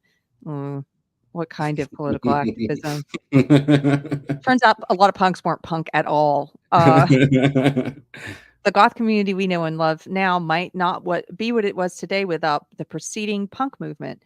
Fans of Susie and the Banshees, The Damned, and Joy Division straddle the line between punk and goth. There you go, pirate. They straddle the line between punk and goth. Victorian goths. How do they separate out Victorian goths from romantic goths? It's just splitting hairs. That's what you'll notice with a lot of these subcategories. You're like, oh, really? That's its own thing? Yeah, they're splitting hairs. This sounds like the ever evolving, expanding list of sexualities where there's like apparently 100 different sexualities now. Come on, you're getting a little too, we're not romantic goths anymore. We're Victorian goths. As the name suggests, Victorian goths immerse themselves in the elegance of the Victorian era. High-necked blouses, frock coats, and top hats are staples of their wardrobe. The look is refined with a focus on vintage fashion. Must-have accessories include black veils, lace umbrellas, and intricate choker necklaces. That's the romantic goths, too. You could just put those together. New goths. Embracing a more modern and minimalist approach, new goths incorporate elements of high-fashion streetwear and minimalistic design. Black remains a dominant color, but their style can be more understated and contemporary. New goth looks could appear simple, but be meticulously put together, e.g. black leggings and vest tops layered with mesh or fishnet and paired with symbolic jewelry and beautifully applied makeup. I just want to see real quick an image of new goths. They don't look that different from. They don't. That's what it's again. It's weird that they keep splitting it. So so much like this. Here's a website looking. Although I've seen websites that have looked at people who look like her or what she's wearing and labeled that as hippie goths. That's a thing. What? Yeah. Hippie. That's a It's too confusing. These are new goths. I mean, come on.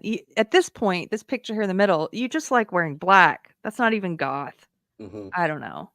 And some people say that's, yeah, like they said, they say that it's not goth, but it's dark alternative, which is a thing that's not goth, but it wears goth clothing, but not goth. I don't know. I don't know. understand anything. Okay. Continuing. Pastel goths. Yes, that's a thing too. Pastel goths, challenging the traditional all-black aesthetic, pastel goths incorporate pastel hues into their style.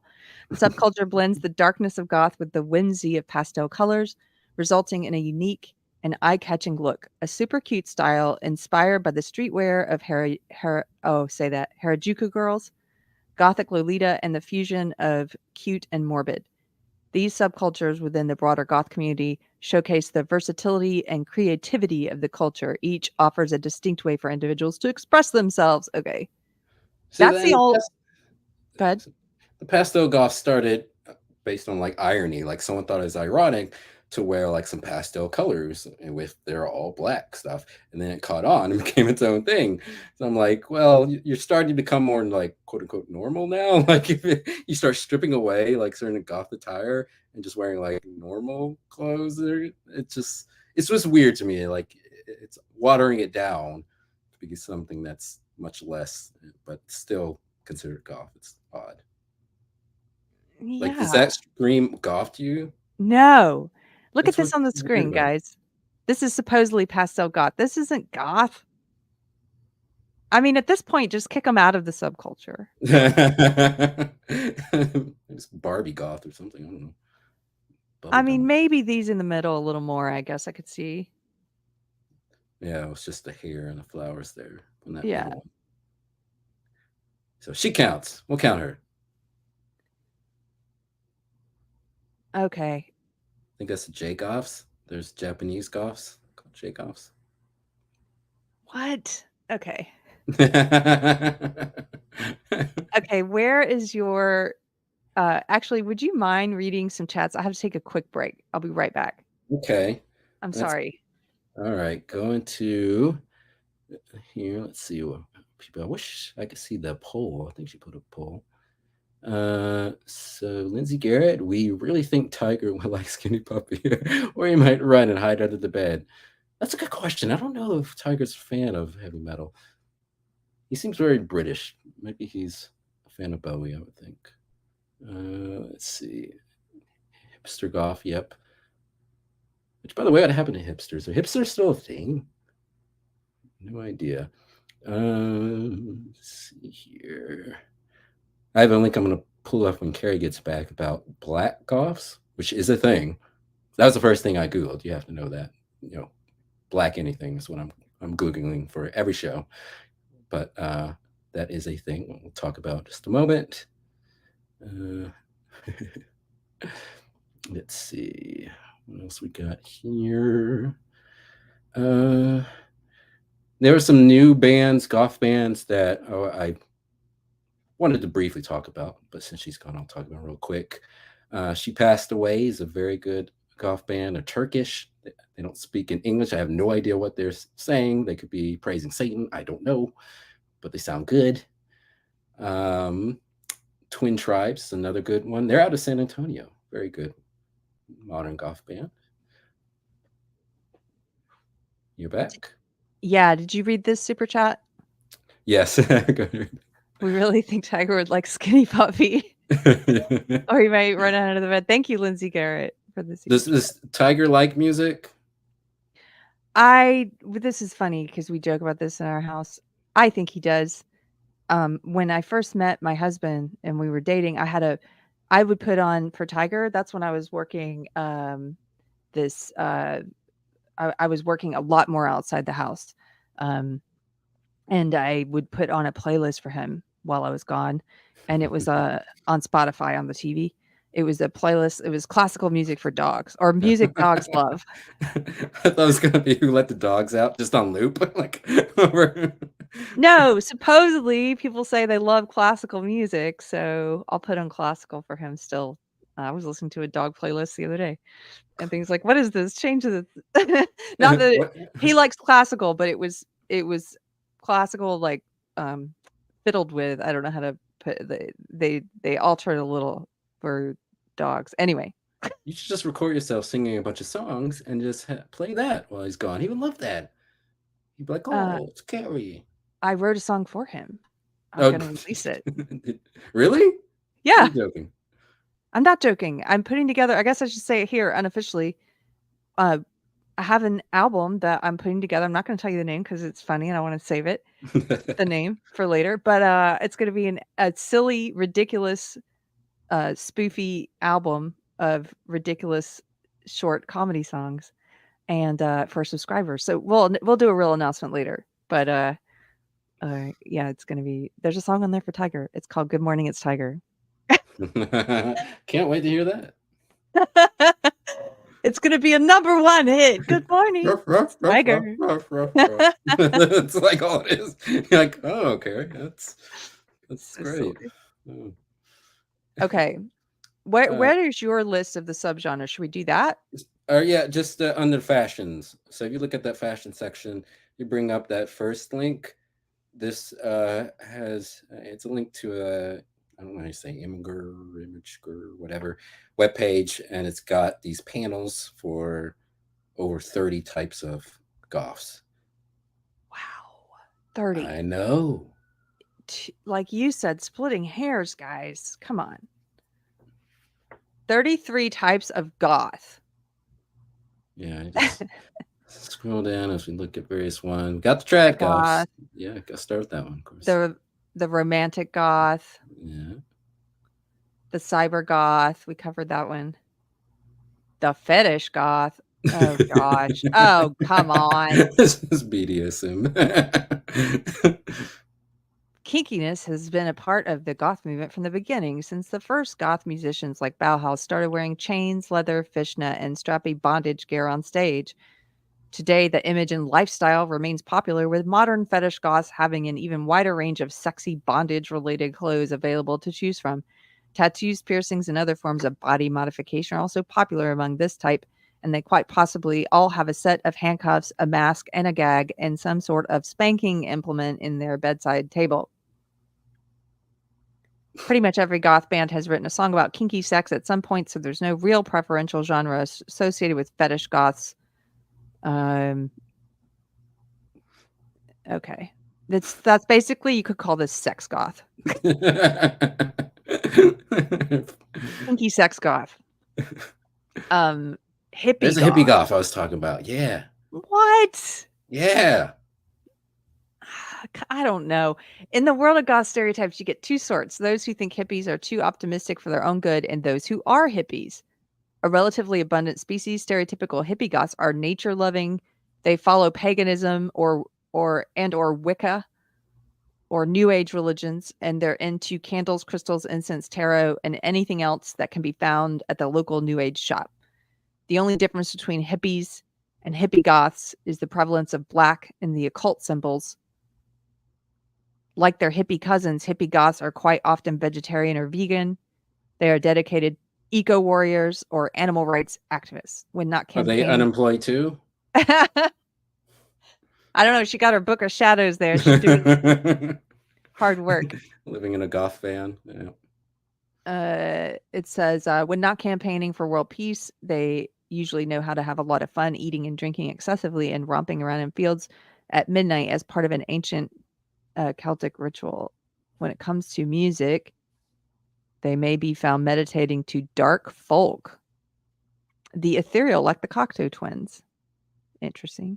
Okay. I always consider the Cocteau Twins dream pop, but I can see how they've a little bit of influence on the goth culture. I just would never consider them goth though. Me either. I wouldn't. But of course, there's now 33 genres, so who knows? the J-Goth. This is what you told me about. yeah, Japanese goth. They got their own category just for them. It's like Oh, although the fashions sported by the alternative crowd in Harajuku were largely inspired by the Western goth movement, J-Goths tend to enter this subculture via different routes, either through anime or cosplay or through Japan's own alternative music scene. Okay, Japanese goths. it's like Michael Jackson there, but all right. The most popular and distinctive of the J-Goth looks are Gothic Lolita, a cross between goth, Victorian fashions, Alice in Wonderland, and French maid. No, I don't like that. Anything No. with like Lolita in the title, like nope. No. Nope. That's what a bunch of this is. I think that Lolita shit is, sorry for my language, that Lolita stuff is a gateway to a lot of porn addicted men deciding that they are trans, like the autogonophile kinds, like that guy that works for Mr. Beast, you know, who used to post about Lolitas and stuff and being into Lolita stuff and yeah, lollies. He called him the lolly. He was into lollies. Then all of a sudden I'm a woman. I want to be a woman. Maybe you just like messed up porn, dude. Anyway. The rivet head. This is another kind of goth. Rivet heads or industrial goths. Rivet head. Okay. They often do not consider themselves goths, although their preferred music and fashion can be found in the same shops, and they will happily go to goth clubs. The scene all started with the band Throbbing Gristle forming their own label, Industrial Records, for a new genre of extremely weird experimental electronic music. Sounds like a racial pejorative. The rivet head? Hey, rivet head. Get out of my face. Oh, man. Bands like SPK and the Leather Nun, which spawned from this scene in the early 90s. Oh, and they mentioned Skinny Puppy here, Lindsay. It says the modern rivet head may listen to darkwave bands resembling a heavier form of EBM, like Wumpscut and Skinny Puppy, or even the commercial industrial metal bands like Nine Inch Nails, Ministry, and KMFDM. Interesting. Yeah. This is kind of what Nick Weiser was talking about, the industrial music part of goth. There's so many more. We gotta go faster. There's too many. There's too many. This is like the woke. This is what happens when woke infects something. They're like, oh, we don't have enough subgenres here. Let's create a bunch more and pick your favorite personality. You know, like the perky goth. What? They're cheerful and friendly. Cheer up, goths. Okay. The mopey goth. These are just. It's not a whole subgenre. What are you? I'm a cheerful goth. I'm a perky goth. I'm a mopey goth. They're not those. Somebody's mopey. Smurfs. Yeah, they just don't want to be called that. Mopey goths. The death rocker. The missing link between punk and goth. Okay, they're getting too specific. The baby bat. This is what you said, the new ones. Preteen or early teen types. Oh, so for young people, they call them baby bats. I don't know. I don't know about bringing kids into your subculture. Any subculture. I don't know. The corp goth. I love that one. This is just a goth with a job. It's not a subgenre. Halliburton goth. It all started when goths started growing up and having to find jobs. I wonder if Pfizer has its own goth. The Pfizer goth. Brought to you by Pfizer. The Victorian goth, which we've covered. The medieval goth. Oh, come on. Medieval, like this is like Ren Fair people and stuff. They're not goths. It's a different subculture. Medieval. Judge them. They think they're gothic. It even mentions Ren Fair. You'll find them at Ren Fairs and stuff. They're not medieval. God, they're not. I don't think they're goths. The metalhead. Again, I don't think they're goths. The emo goth. Yeah, emos are goth, but they borrowed the look. And they're mopey. So maybe they are mopey goths. I saw someone in the chat earlier. I don't know if he's still here. Blue Gundam 13 said I was 100% super emo as a teen, but then I became more goth as I've gotten older. They're seen as very distinct things. Yeah, thank you, Kevin Anderson. Not goth. That's a Ren Fair geek about the Ren Fair. Yeah, yeah. Stop telling us everything is goth. Like, okay, the vampire goth, which we've mentioned. The geek goth. It's just a geek.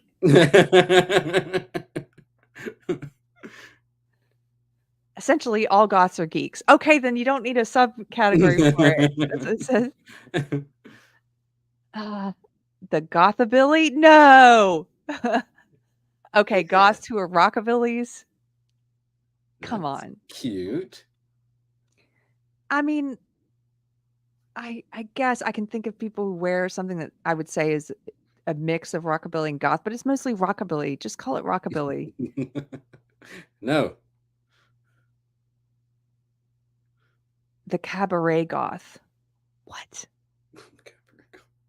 Again, they're mentioning corsets, garters, black suits. I mean, how's that different from the romantic or the Victorian goths? I have no idea. The steampunk goth. It's Which just is weird, because I thought it was just steampunk. I never associate steampunk with goth, but I have seen people online associate it with goth movement. I'm like, really? Nothing goth is about steampunk to me. The fairy goth. Stop it. The tribal goth. The pastel goth who we mentioned. The dark mori. It originates from the Japanese fashion of mori-kei woodland style. Okay, just put it with the J goths. Too many. The carnival goth. Yes, we're getting close to clown goths. The white goth. The notion of a goth that's the opposite of traditional goth wearing all white instead of black is surprisingly common. I think it's the Caucasian goth. Come on now. They mentioned Switch in the Matrix. Yeah, it does look like those Matrix characters. That one character in the first one. There's New Goth, which we discussed in the previous article. The I can never say this word. Hot goth, hot couture. So I don't know. It's a lady thing. High fashion. Posh goth, I guess. Yeah, posh goth. Okay. The baby doll goth. No. No. This is getting more and more fetishy.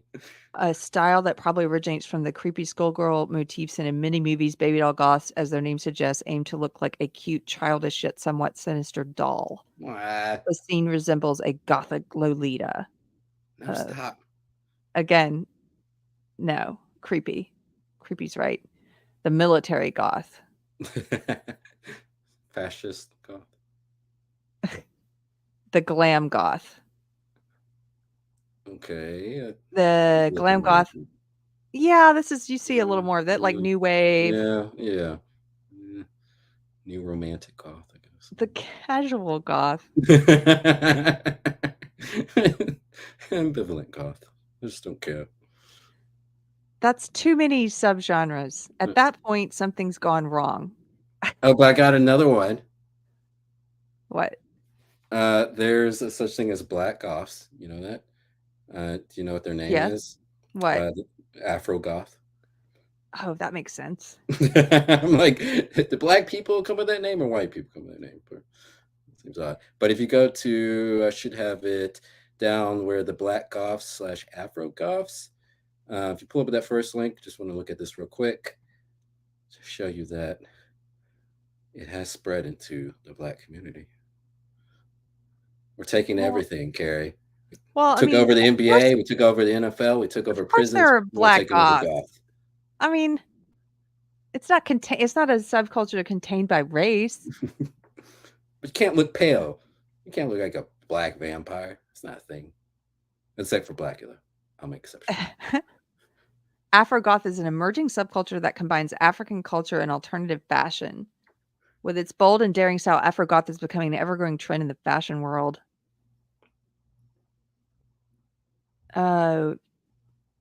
Yeah, you Oh, keep that's going, interesting. Yeah, that is a blend. Because I do kind of think it's kind of neat, whether or not some of the stuff should be considered goth, that's separate, but some of it from aesthetic point of view is pretty cool. Because, and another link, we don't have to pull up the other link, but the other one was about goths around the world, and looking at some of the goths like in India or some of the ones in like Iran, came up with some really cool costumes because they kind of incorporated kind of traditional wear that's unique to that particular area or culture, and incorporate it with the goth aesthetic, and it looks pretty cool, some of them. Yeah. I like the first few on here a lot. Like that one, that look. And then this look, other than the mask. I Oh don't yeah, like that's the cool. mask, but I like the outfit. Get And rid actually, of it. just humor me and pull up that one. I just want to show one picture. You don't have to read it from Goth Around the World. I just want to show the one from Iran because I think this is one of the coolest goth. Interesting. Wait, goth from Iran? Yeah, there's a picture of a woman dressed up as a goth in Iran. If you scroll down, you'll know it when you get there.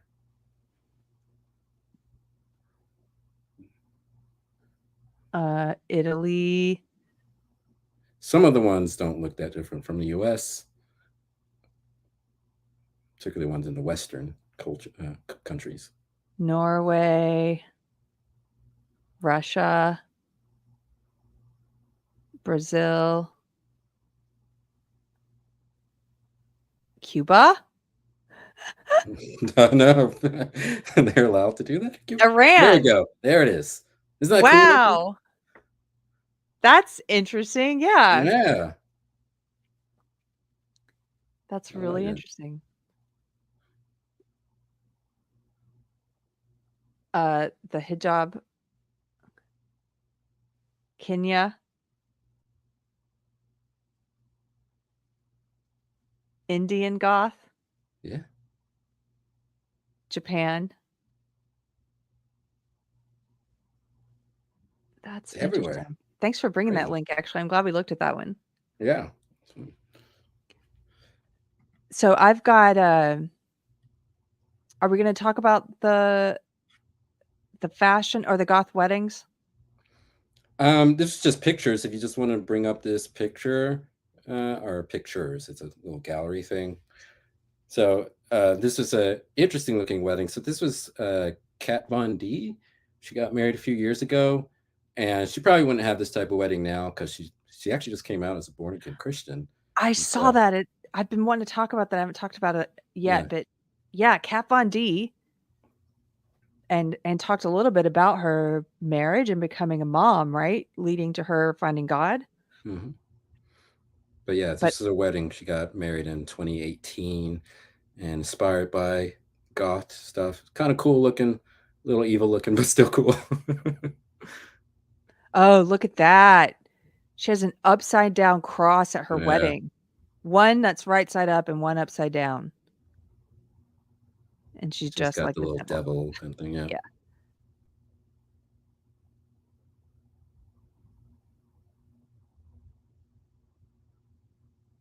Yeah, I heard that she was blacking out like a large percentage of her tattoos now that she's born again.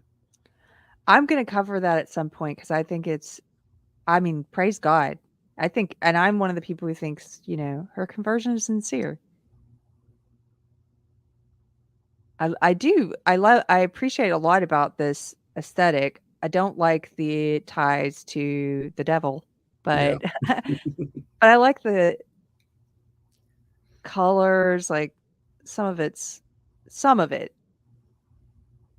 I mean, like all those flowers above the piano, all the candles. I think those candles are suspended. Oh.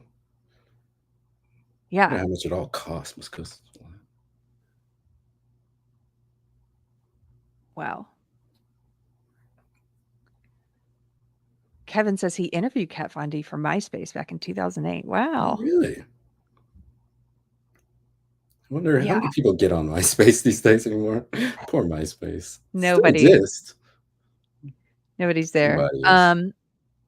Okay, what else do you definitely want to hit on your list? Because I've got a few things in mind, and we're already at 2 hours and Yeah. Hit your stuff, and the rest of my stuff could just be funny stuff. Okay, this is funny too, actually. So, where is it? Okay. So when at the beginning, I bookmarked this because we were talking about goths having a good sense of humor.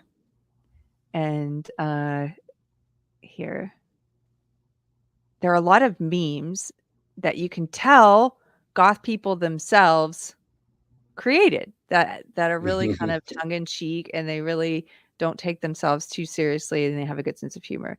So this one has some. This is on a website called The Everyday Alternative: 24 Common Goth Problems.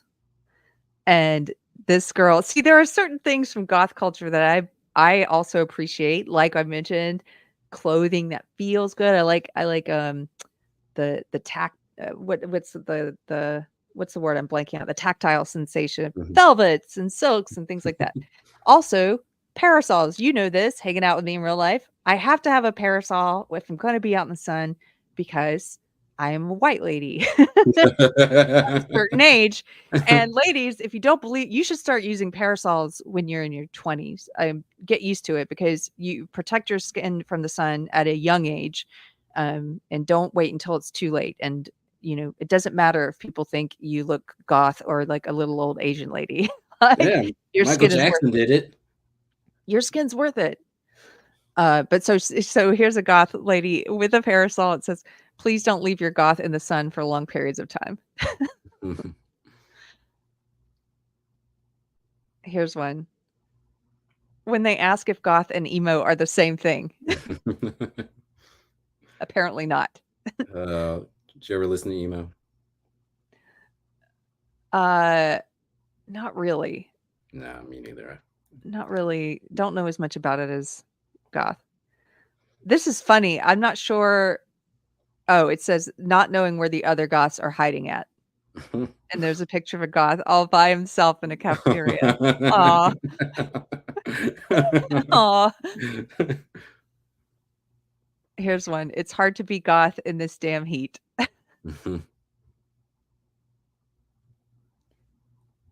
When you accidentally touch your soul. The hand's black. It's black finger-faced.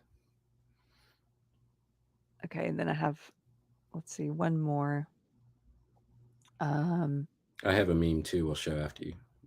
Okay, cool. I have this other page I have is just memes. So I'll just show a couple. Like this one. Here on the right. I know it's small, but this is a Marilyn Manson, and it says, "Me at family gatherings." It's him with a bunch of older ladies. I also like this one. "Family, take a picture with the baby." Me. Okay. It's terrifying. I'm trying to think. There was one other one on here. Hold on. I made it too large. I can't see it now. This is a boomer problem.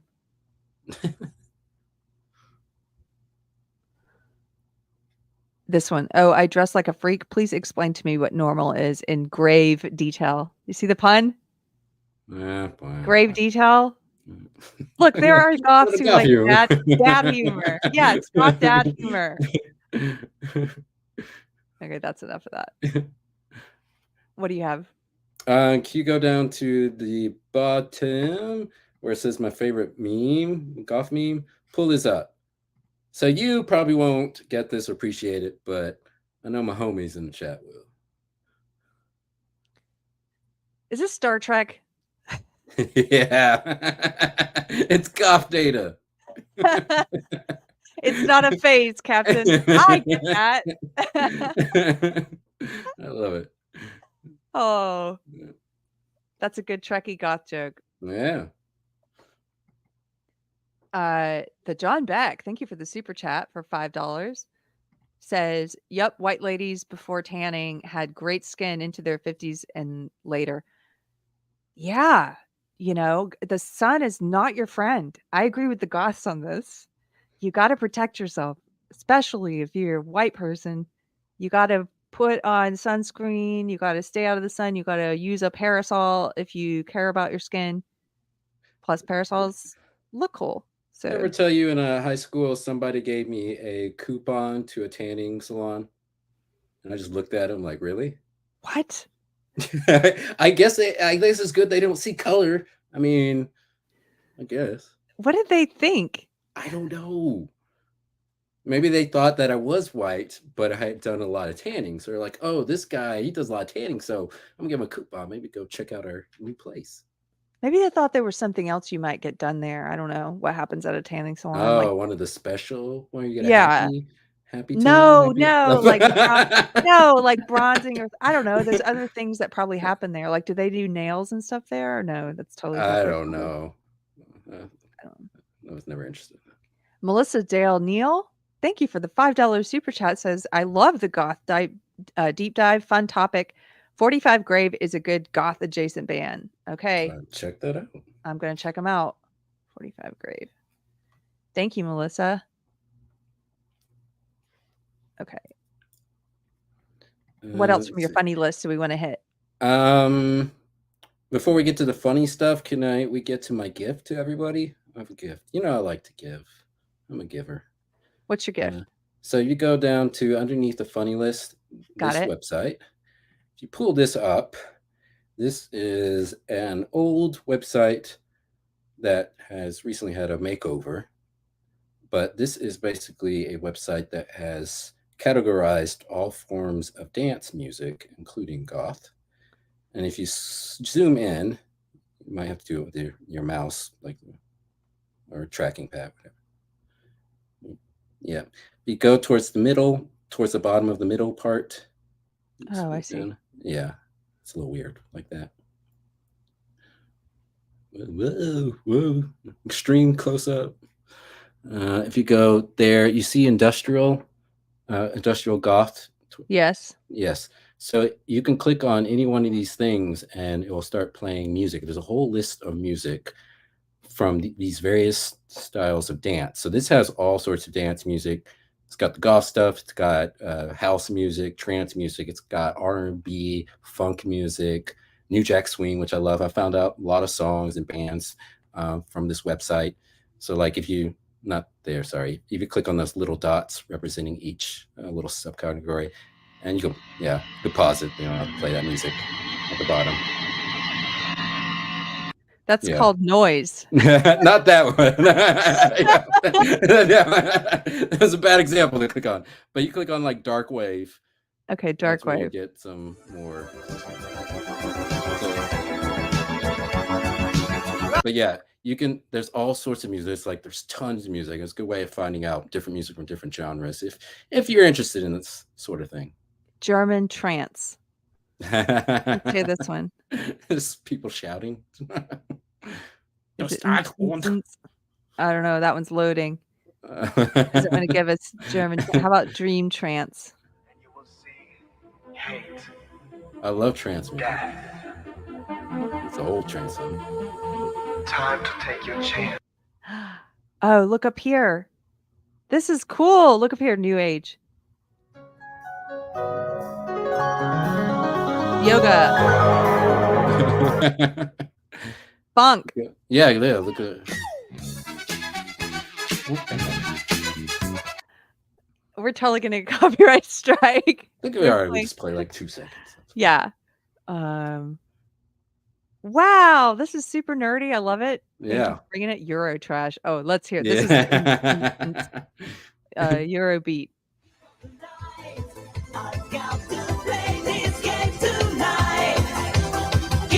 Okay, I'm dropping the link in the chat for anybody who wants to check out this website. This is like the website you gave us that one time where you can go and watch from any decade, right? Like different television TV stuff. Yeah, My 90s TV. In case people didn't see that, check that out. They have 50s through 90s sets. It's kind of hard to describe, but basically it has a bunch of videos from each decade. You can choose different years and you can watch like old cartoons and music videos, all sorts of stuff. This is so cool. Okay. Oh, and up here, they have it arranged by decade. Okay, I see that now. Cool. Thank you so much. Yeah, you're welcome. Okay, we put the link in the chat. I'll put it also below this video. Now let's do just a few. What's the top funny one, or do you have to, or how many do we? Let's see. Let's see. Let's do the Robert Smith one. I was going to say the title alone looks very funny. This is from an old MTV show from the 90s. A little skit, cute little skit. Now, is this meant to be comedy? Yes. Okay. Robert Smith of The Cure on This Old House. For a second, I was like, I thought it was comedy. Then when you said this is a clip from, I was thinking, was he really on This Old House? I thought that too when I first saw it. I'm like, what? No. What? Okay. MTV's Cribs, Robert Smith.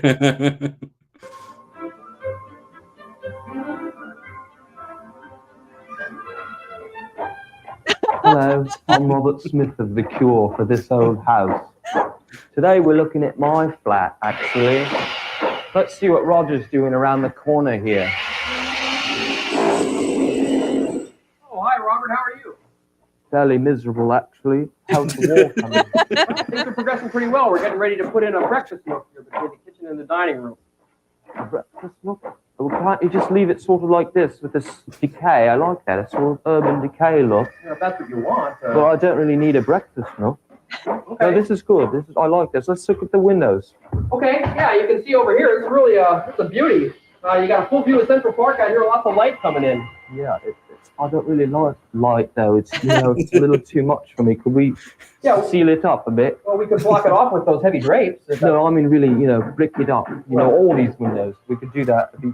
Yeah, well, it's going to be dark as a cave if you do that. Yeah, no, that's what I like. If we could have dripping, from the ceiling, and then brick it up like that, it'd be good. You're going to like stalactites. Yeah, exactly. Okay, it's going to cost you. That's a custom item. That's all right. The album's doing well. Let's take a look at the bathroom. You're almost done with that, right? Well, actually, we haven't had a lot of time, so we just got a stored here on the bathroom floor, as you can see. Oh, this is great. No, this is really great. We still have to lay the tile down right on. No. Just leave it like this. I really like this. Yeah, it's got a good sense of decay going on. That's what you want. Yeah, because I like to be depressed when I'm in the bar. You're doing a good job. Look, if you could just bust that up a little bit more, it'd be super. Thanks, Roger. Okay. Well, that's all the time we've got for today on This Old House. Next week, we're going to head over to Ozzy Osbourne's flat, where he's building an aviary for his bats. Till then, cheers. Nice. Smith. Derelict, says Davina. Oh, Blue Gundam 13. Thank you for the super chat, $5. If you ever do an episode on emo subculture, I'd love to help.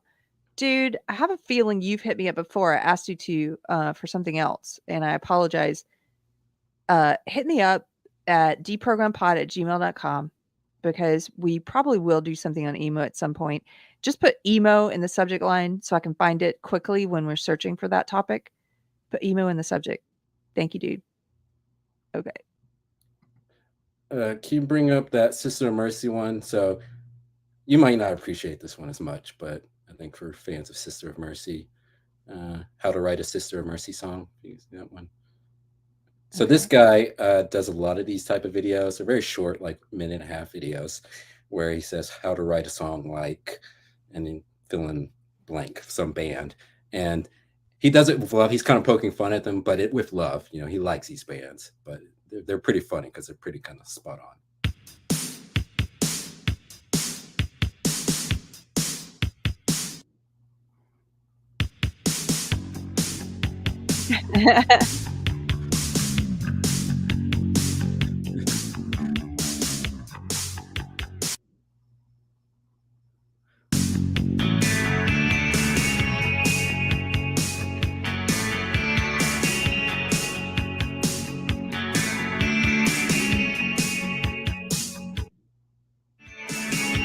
We'll never meet again, my dear.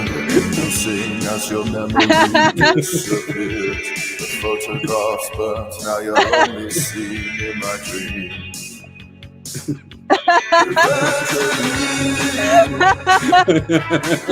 For those who are just listening, it's got directions in between each parts, and that was the best. Make a big catchy chorus about a woman you blew it with.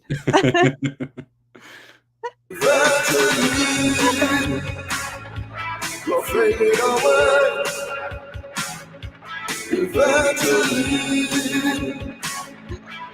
This is so funny. Yeah, Okay. he does a bunch of them. Like he's done it for The Cure, Depeche Mode. Yeah, a bunch of bands. I have to send They're all this pretty one. spot on. They're funny and spot on. I have to send this one to my husband. Okay, I'm sending it.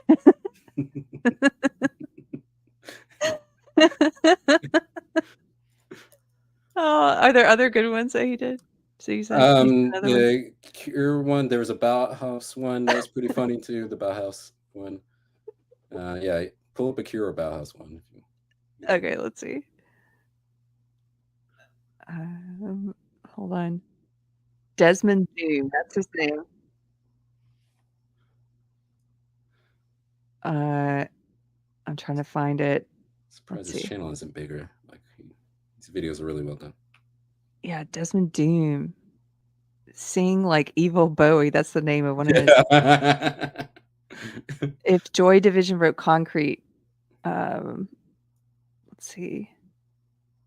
How to make a Depeche Mode song in 1 minute. Can we watch this one? When Joy Division only gives you 40 seconds to audition? Sure. I haven't seen this, but yeah. Okay. This one sounds funny.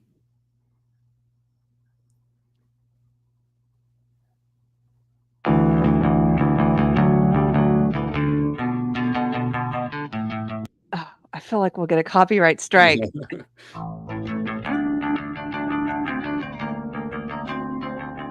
Oh, okay, so it's just him playing quickly. Yeah. Okay, let's move on. What else on your list?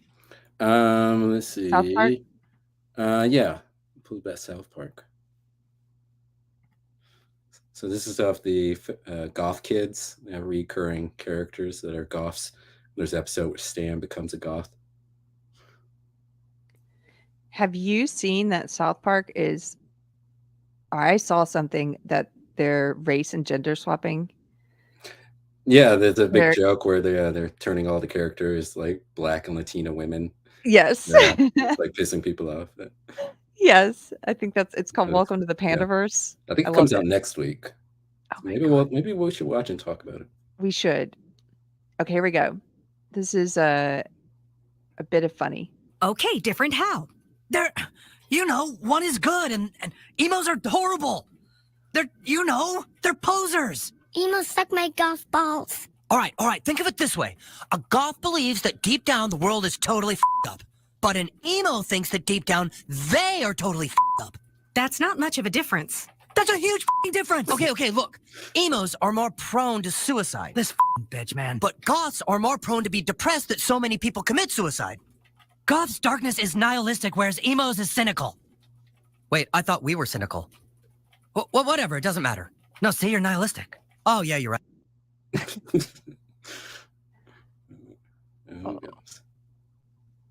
The goth kids ain't wrong, says Keith. Yeah, it's really funny.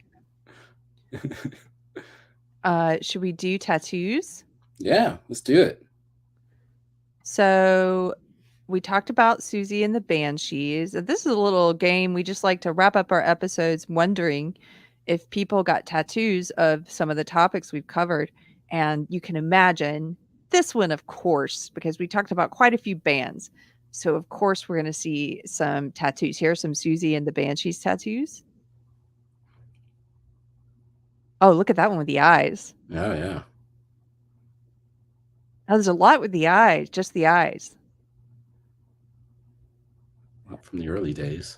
Once again, we sometimes question people's choices, but you have to at least appreciate when they have a really nicely done one, like artistically when it's well done. Yeah, they didn't cheap out and get some random tattoo artists. There's a lot of bad tattoos. We've looked at some of those, like the ones that are bad in terms of done poorly. Yeah, we've seen some bad choices and bad in terms of how it's executed. Yes. Okay, The Cure.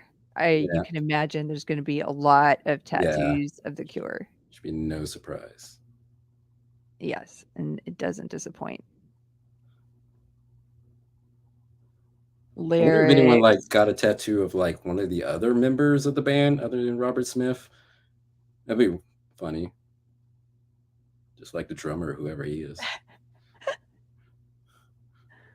It looks like it's, at least on this page, all Robert Smith and lyrics. I wonder if Robert Smith has any tattoos. Oh, I feel like he must, don't you think? I don't think so. He doesn't seem like into tattoo stuff. He might, but I don't recall ever seeing pictures with tattoos. Him with tattoos. How about Joy Division tattoos? Yes. Yep. A lot of the band or album covers. They got album covers. Yeah. Wow.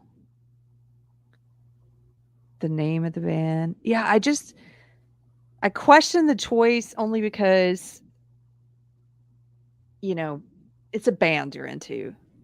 Why are you going to put it on your body?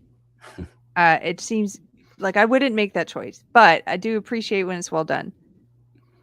When I was younger, your taste.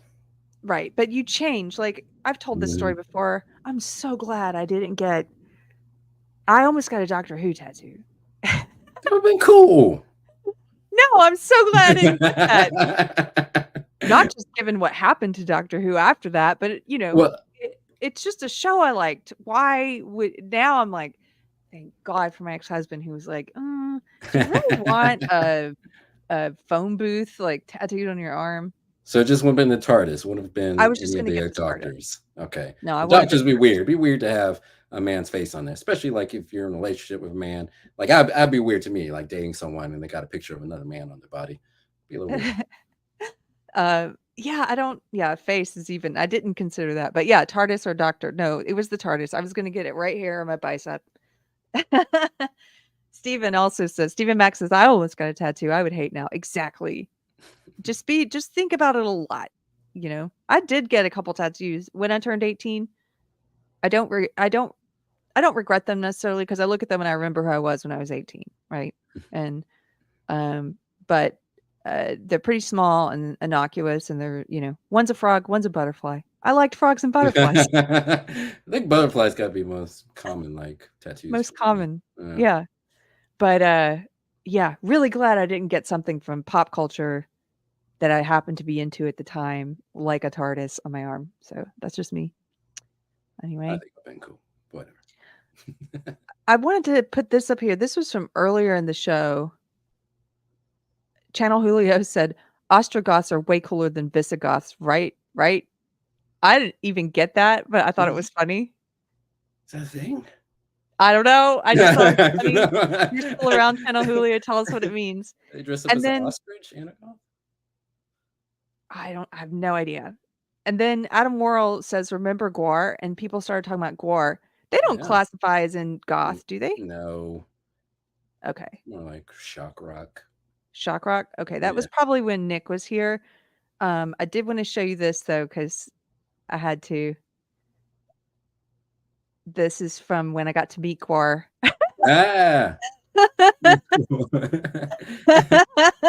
It was a really fun show. That was back in my old life when I worked in entertainment. I was at Bonnaroo with a client, and yeah, it was that was a fun, ridiculous. That whole thing was ridiculous, but that was really cool. Like, yeah, Gwar, can I get a picture?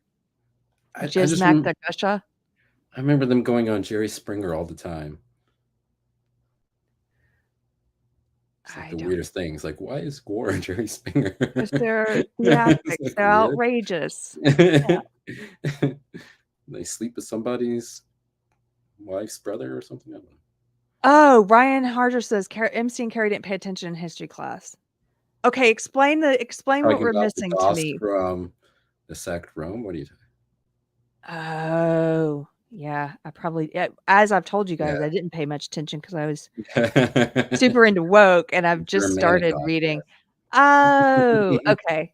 Thank you. That was a smart people's joke that went over. Visigoth, member of division of the Goths, one of the most important of the Germanic peoples, the Visigoths separated from the Ostrogoths in the 4th century AD, raided Roman territories repeatedly and established great kingdoms in Spain.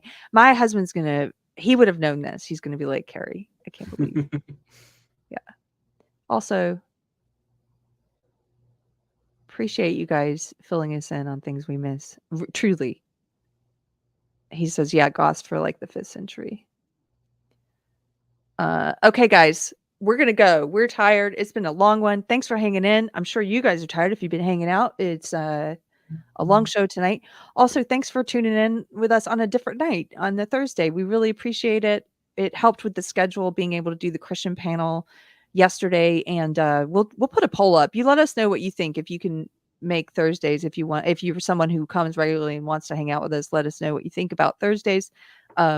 And appreciate you tuning in. I appreciate you, Mr. Chris. I appreciate you. Thank you, Keri. And thank you, chat. It's a fun show. It was a fun show. Okay. Take care. Bye. Bye.